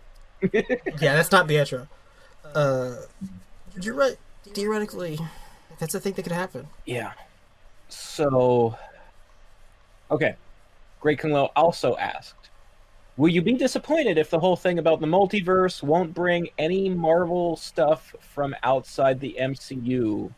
Like, if there's no Fox X-Men and there's no Sony Spider-Man and it's only universes that Marvel Studios creates. Will you be disappointed? I feel like we've answered this. We did kind of answer this when I was talking about why I'm okay with it not being Foxsilver. Mm-hmm. I don't like the Fox X-Men, and I don't want to see the Fox X-Men. But I will say, Deadpool 3 will be an MCU movie that's called Deadpool 3. It's true.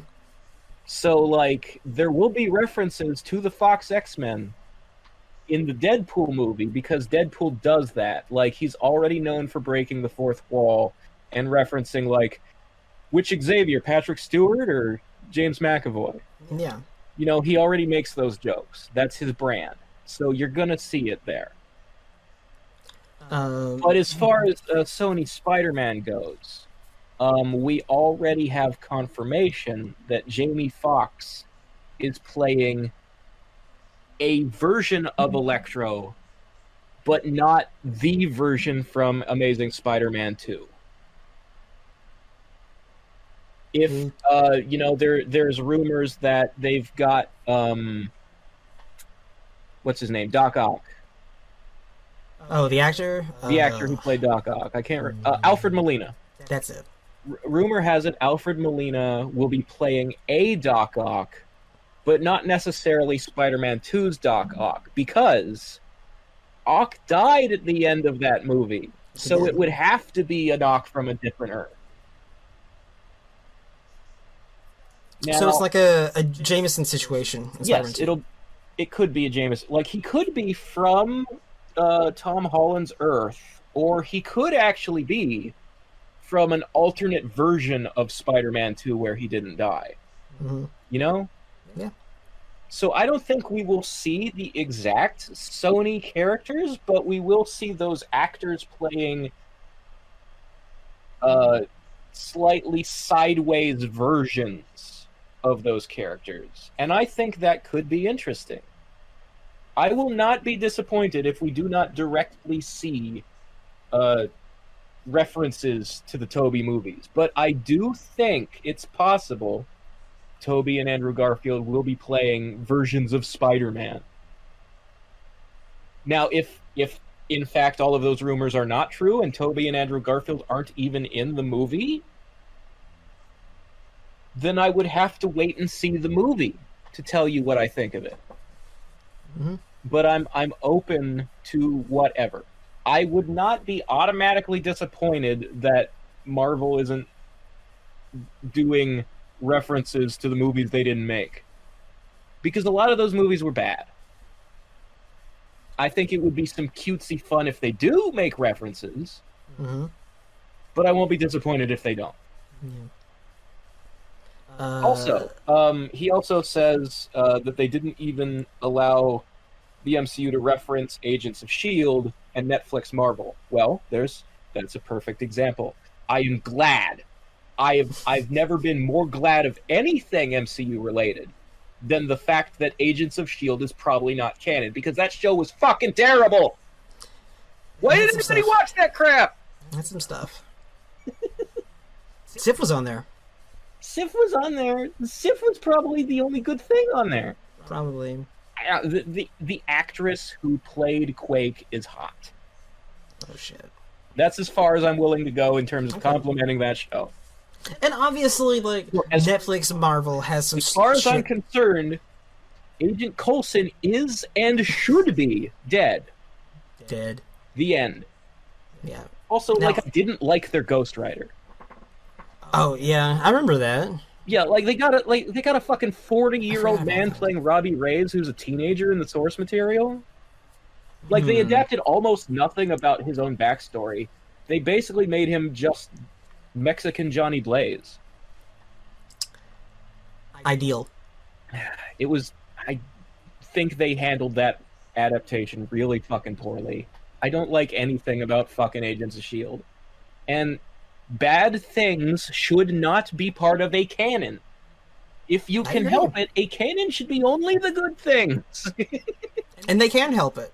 And right now, they have the power to help it. this is the time to help it, and they can. I will say, look, Daredevil, Netflix Daredevil, and Punisher, pretty good. Pretty good. D'Onofrio. And I would love to see Charlie Cox and Vincent D'Onofrio in an MCU thing as Daredevil and Kingpin. Yep. But if they can do that without Finn Jones Iron Fist, if they can retcon Iron Fist and keep only the good parts, that's what I would like them to find a way to do.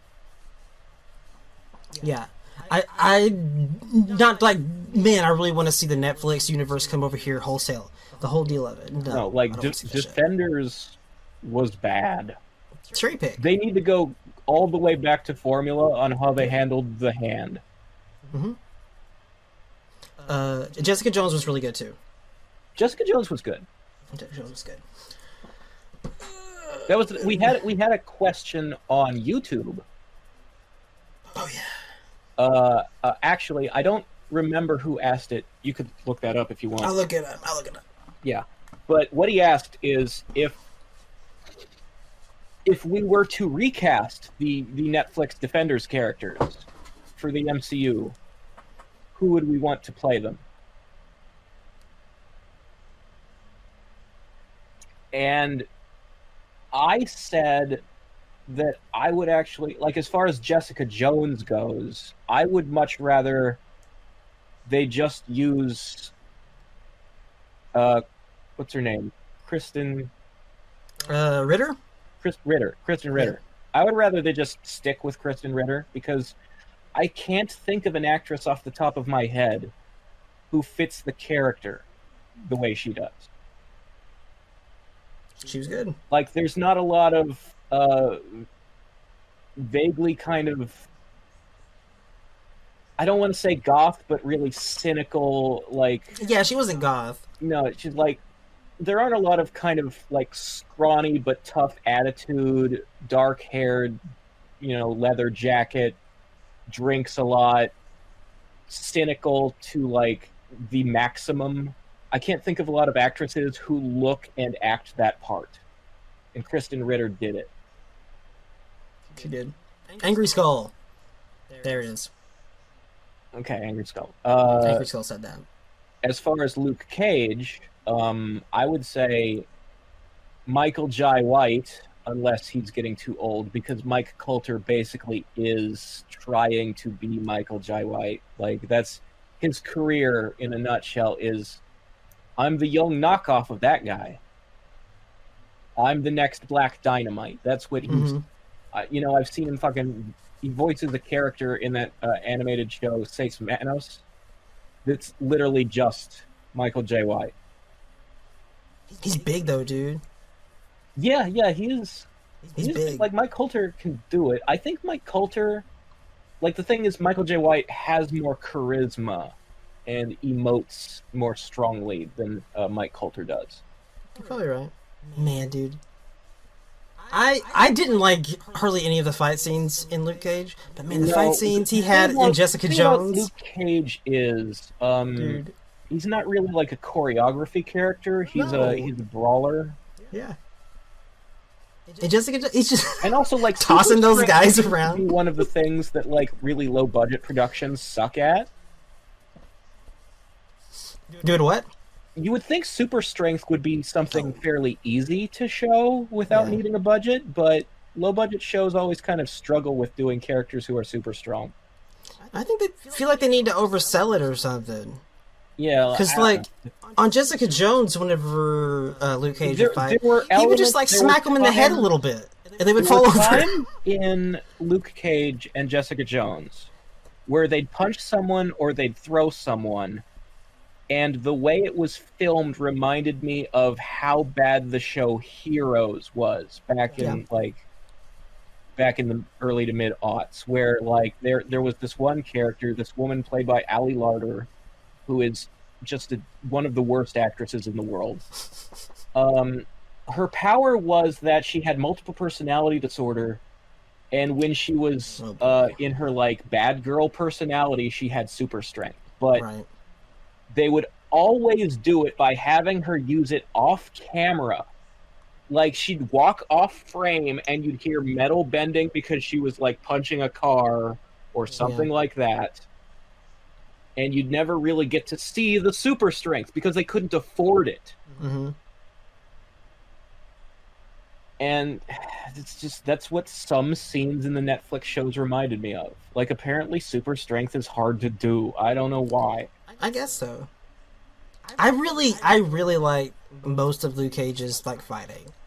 Like when he went in there at that place with all the guns and he started throwing guys up in the ceiling, or just he would smack them in the head a little bit and they fell over. Like that stuff's good. Yeah, there I would like be that. fun moments. This shit's tight. I wish there were more, is the thing. Like when Spider-Man smacked Flash in Far From Home, that should happen more often, dude. Like accidentally, that would happen. I can see that. Spider-Man's so fucking strong. Yeah, he is. It's crazy. He's really goddamn strong. He's really fucking strong. People always underestimate how much he pulls his punches. 'Cause, like, if he really hit Doc Ock in the face, he could explode his skull. Yes. 10 tons is how much he can bench, and that's a fucking lot. Like, anytime Spider-Man kicks or punches something, dude, unless it's Thanos in this fucking shit. So I always I have written some student work for my when I was, in college for my creative writing degree that I have. I often wrote short stories about superheroes, and one of the things that I always did that I thought was kind of clever is if I had a super strength guy in the story and he needed to fight some goons, I specifically gave that character, I made him a fan of professional wrestling and had him use pro wrestling moves, specifically because in pro wrestling, you're never really using your strength on a person. It's all really soft. Like, if you did an elbow drop to a guy, it wouldn't hurt him nearly as much as if you actually, like, punched him. Yeah. That way, this person who has super strength could, like, believably not turn people into paste. Yeah. No, yeah. Like, no matter how super strong you are, a vertical suplex doesn't use your strength. It uses the guy's body weight falling. So it only hurts as much as it would if a regular person did it. That's the thing. Now, I mean, a lot of people probably don't understand how wrestling works as far as that stuff goes. Right, no, most wrestling moves a normal person can't do unless the person they're doing it to helps them by, like, jumping or throwing their own weight into it. Like Stephen Seagal and the fucking fake Aikido. Yeah. But I mean, it's like or Bruce Lee with his crew. If you had super strength, you could lift a guy for a power bomb without the guy helping you lift himself. But when you slammed him down, you could pull it and not fucking turn him into a squished tomato. You could. Somebody with super strength. It would be much easier to pull your punches if you're doing wrestling moves than it would Maybe be. don't do a power bomb, punching. dude. Power bomb seems like it might, Because most of the impacts you're hitting someone with are their body weight, not your strength. Yeah. So That's true. that was the clever way I came up with for how a person with super strength could fight without worrying about accidentally splattering someone. I'd buy it, and that's good because like that needs to be addressed. Yeah, like if you don't address it, that's the bad part. I think I'm so far the only person that I've ever seen use that idea in a superhero story. Like, I've never seen a movie character specifically say, I didn't do wrestling moves because I'm a fan of wrestling, I did it because it's easier to not hurt people. Yeah, it works. Like, Superman doesn't think of that, No, he doesn't. But that's the thing, like, I think that should always be addressed if you have a character with super strength. Yeah. Even if it's not a good idea, they need to say, look, I'm thinking about this. This is a concern. Yeah, it's like, I am consciously aware of whether or not I'm in control of my strength or if I'm too strong for my own good, or I don't want to murder people accidentally. I'm thinking about it. And if you have them say it in dialogue or show some sign of it, it's better storytelling than Man of Steel. It's it's a thing. And realistically, there will be way more accidents, dude. Thor walking around. Dude, that's the thing. Like, if you have a character who doesn't think about it, it's unrealistic if he doesn't accidentally murder someone. Yeah. Yeah.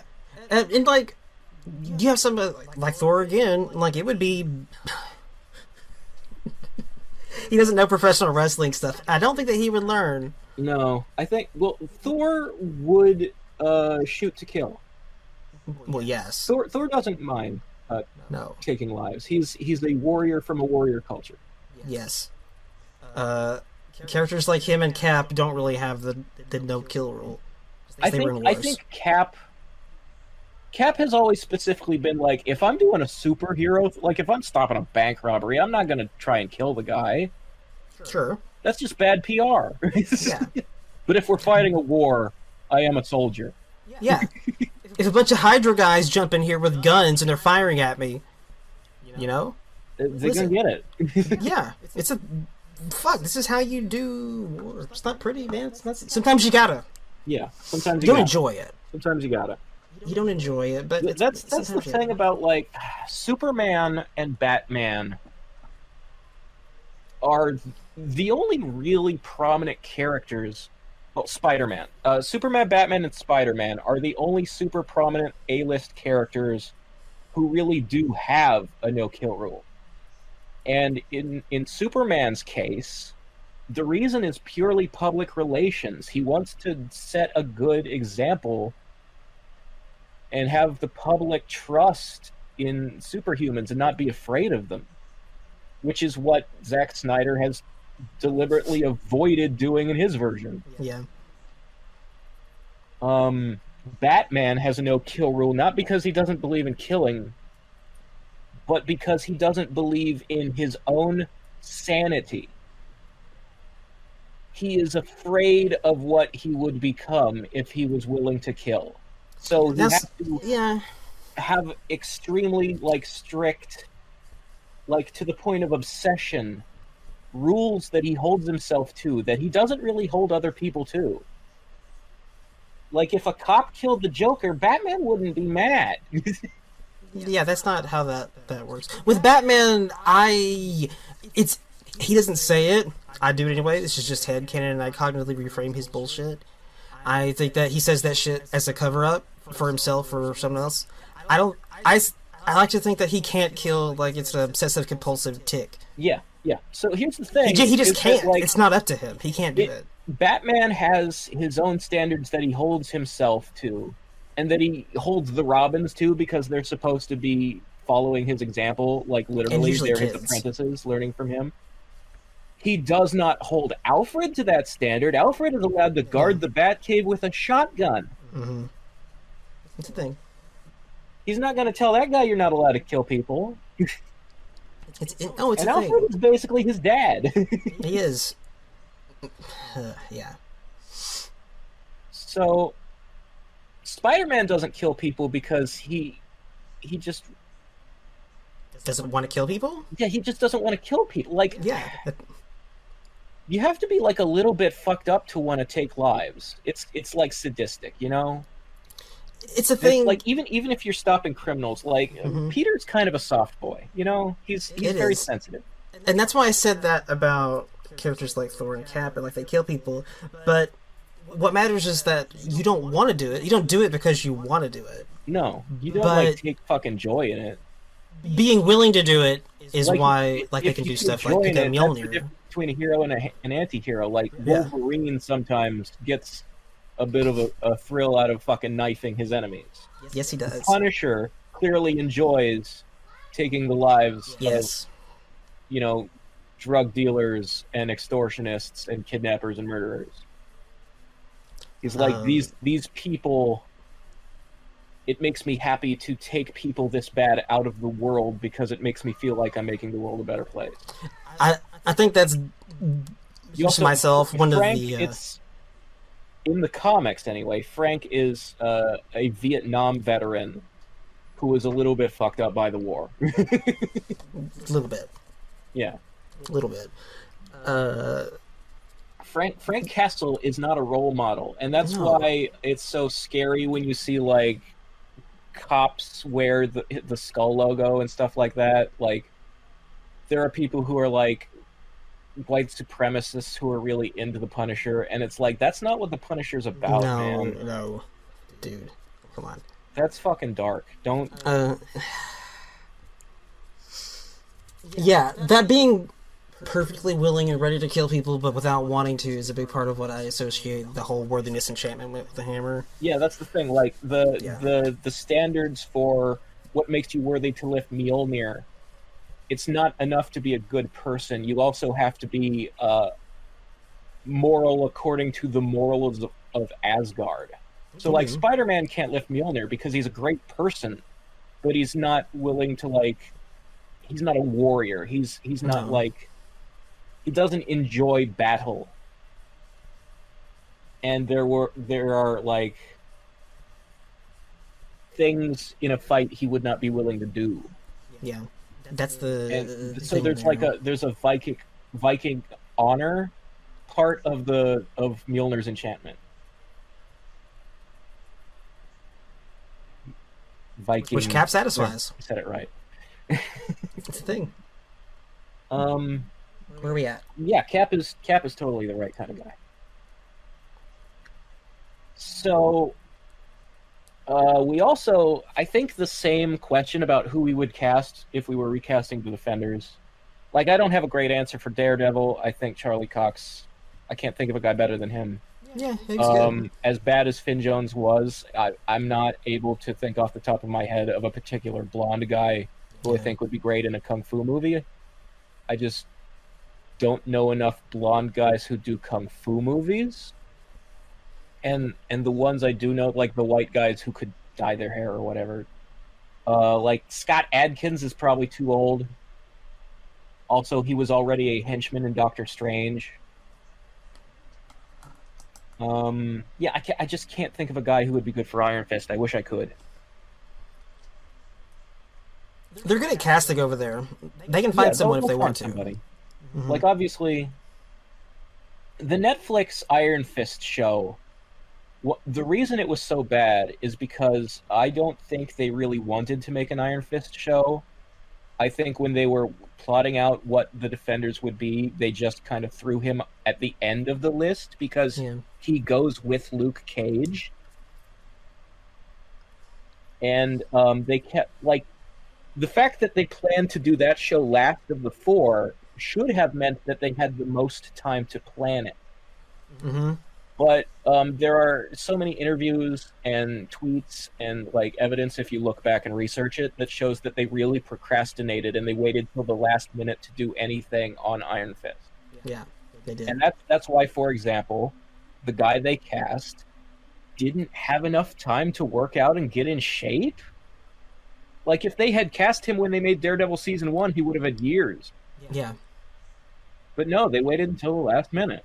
And that guy is supposed to be like fucking really want to make that show. super martial arts guy. Like, you can't have him not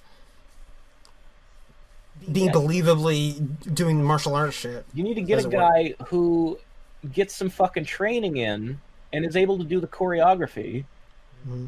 And you also, like, have to want to make the thing in the first place. So hopefully when they finally do an MCU version of Iron Fist, it will be people who like Iron Fist and want to make an Iron Fist thing and put some fucking passion in. That'd help. That would be ideal. Does that answer that one? I think, well, there was, the last part of that question is, who would we cast for a Ghost Rider? Oh yeah, the Ghost Rider one. Yeah. And he actually suggested Keanu Reeves, or what's that Norman one big Reedus. guy's name? Reedus. It's not coming to me off the top of my head. Norman Reedus. Norman Reedus. Yep. Yes, and I think those are already the two perfect picks. Mm-hmm. I can't think of anybody who would be better to play Johnny Blaze, who is like a blonde, shaggy, scruffy, redneck type of guy better than Norman Reedus. Yeah. I would love Keanu for Dan Ketch, who's a more urban brunette. He's not so much like Johnny Blaze is the Harley guy, and Dan Ketch is like guy who lives in New York and has a speed bike. I think those are good. Those are good casting. Like a Kawasaki, you know? Yeah. Yeah. And I think I can't think of anyone better than those two. Yeah. Those are good. Although I am concerned with Keanu getting up there in age. Like the joke for the longest time was that he never ages and he looks the same in every picture as these paintings from the fucking Victorian. Yeah, it's starting to slip. You can tell. I would say the past couple years, Keanu has finally started showing it in his face. He had a good run. He's looking a little like an old lady, especially with the long hair. Yeah, he's in his 50s, so I mean, he's still great. Like I'm looking forward to as many John Wick movies as they make before he dies. Yeah. But I don't know if shaving for Bill and Ted 3 was the best choice. Maybe Ted could have simply had a beard. Yeah, that would have helped. That was a good idea. Yeah, you're right. His gels are a little melty now. Boy. But yeah, put him in there. I would watch it. I would be excited too. That'd be cool. Yeah. So that was the YouTube question. Okay, yeah. I think we only really had the one YouTube question. Well, there you go, Angry Skull. You got it. I think that was his name. Let's see. Which one of you has some fucking yo magic? $500 sunglasses asked. Not me. I don't like yogurt. Do you like yogurt? Do you have any? I don't. Well, anytime that we have yogurt, like I don't get it myself for myself. Sometimes it's in the house, but yogurt feels like ice cream for people who like it when their ice cream is already melted, which is kind of gross. Yeah, that doesn't sound good. Like I would prefer to chew my ice cream. Well, that doesn't sound good either. Well, no, but not like hard and completely frozen, but like yes. I don't want to like drink my ice cream. Yogurt is something you nearly drink. It is. Yeah, I'm not a big yogurt person. If we ever have yogurt, either the fucking wife eats it or my nieces get a hold of it, and then it's just really gone. Yeah, I think we will survive on real person foods and not become a skeleton because we can't open the food container. It's a thing. Sorry to disappoint. Sorry, man. Let's see. 500 also asked, do you think there's any significance to Vision not telling Wanda what happened with White Vision? Oh, that was a new one! Yeah, that's a new one. That is the most recent question. Wow. We got that after we fucked up recording. After I fucked up recording. You're right, yeah. I keep saying, I'm trying to help you out. Yeah, I know, you're trying to be nice. But it really is all your fault. It really is. It's okay. What did he ask? He asked, do we think there's any significance to Vision not telling Wanda what happened with White Vision? Like at the end of the show, Hex Vision never mentions where White Vision went. So Wanda doesn't know if White Vision is dead or where he is. I don't think Vision would have known what to say. Like, okay, so where did White Vision go? I don't know, he just flew off, he left. It's a mystery to me, man. He's dealing with some stuff. He's got some things going on in his head. He's going to take some time for himself. It's a good point. Like, what answer do you give? I don't know. We had a deep philosophical argument, and I convinced him to leave. You know that time I was talking about the ship at Theseus? You remember that conversation? We talked about that, figured some stuff out. Then we started seeing eye to eye. I don't think Vision felt Vision to Vision. I don't think Vision felt that. Maybe it's none of Wanda's business where White Vision went. You know, they've kind of gone off on their own different paths with this whole her making a fake one and marrying it thing. If White Vision wants to talk to Wanda, he knows where to find her.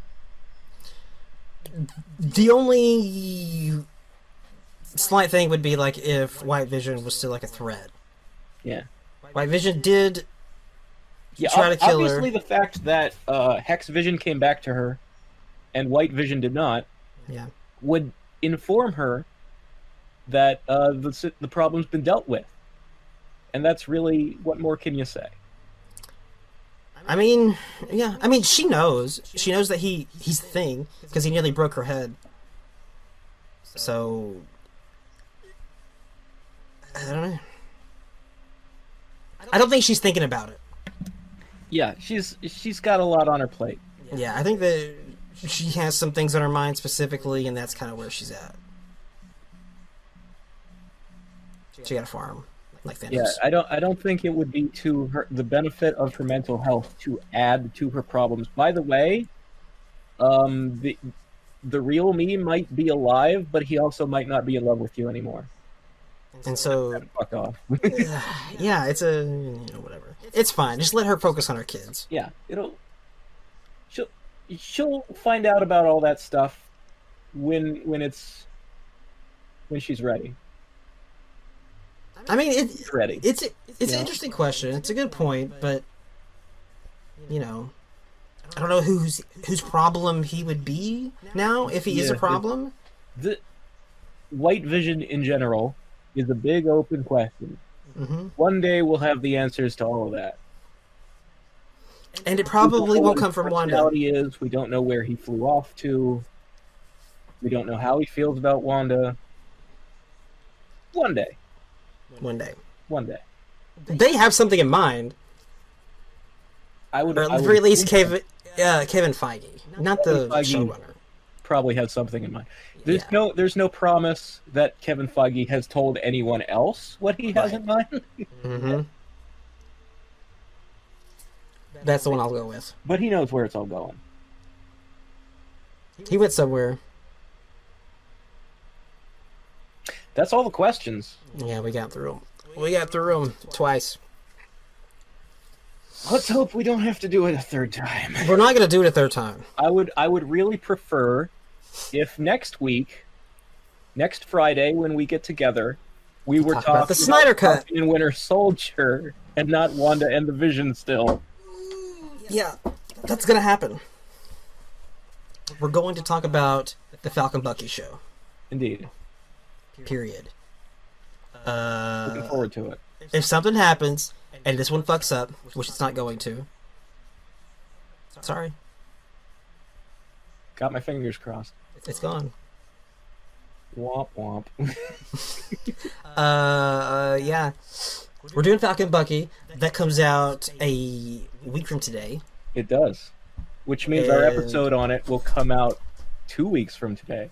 Something like that. 2 weeks from today when we're recording it, but a week from today when we're uploading. I mean, I don't have a rule about when I get these up. Usually they come out on Fridays, but that's not intentional. Yeah, that's just how long it takes you to get YouTube to accept to beat YouTube upload. Yeah.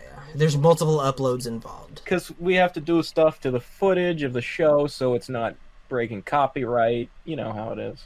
Yeah, it's not just for like stylistic choices that it looks like shit in these videos. Well, look, if you want to actually watch the show, you know where to find it. Yeah, we're not trying to give you the show. We're trying to give you our review of the show. This should not be how you experience the show for the first time. And I'll say that for the Falcon Bucky show as well. Indeed. Don't do that. It's on Disney Plus. You can watch it there, where The Mandalorian is, or you can watch it elsewhere. So look forward to the show on the 19th, and our review of the show on YouTube somewhere between the 19th and the 26th, I'm guessing. Get excited. I'm Please excited. I am really excited. It's gonna be tight. I'm looking for it. I fucking love Falcon and Bucky, man. Falcon and And Bucky? Falcon's outfit looks so fucking good in the show. This is It does look good. one It looks of the really best MCU costumes, I think, is the Falcon outfit for this show.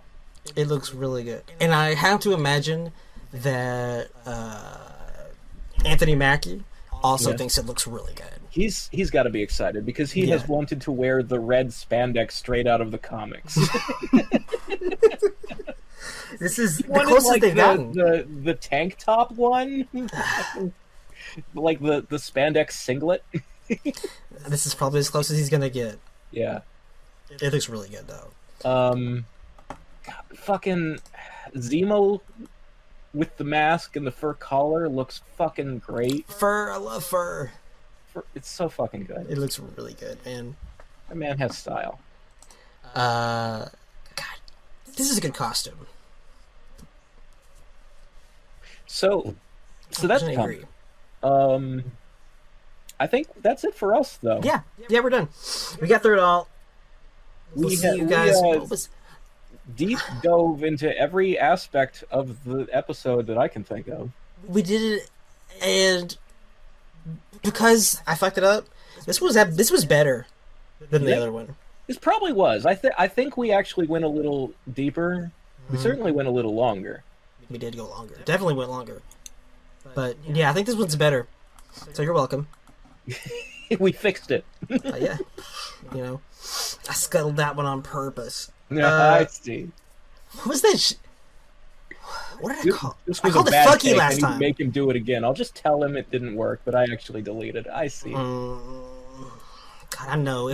That's not true. I'm too lazy, dude. I wouldn't be doing this if I didn't have to.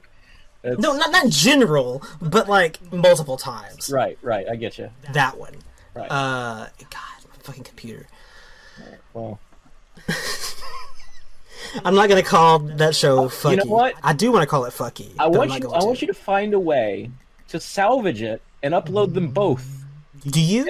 and then our viewers can fill their eye. Do you? Double vision. Do. There, I did the fucking joke, Smoke Man. That's it. That's it. That's the note I want to end on. Good night. Yeah, that's where it ends. See you guys next week Later, nerds. for fucky. Don't call it fucky.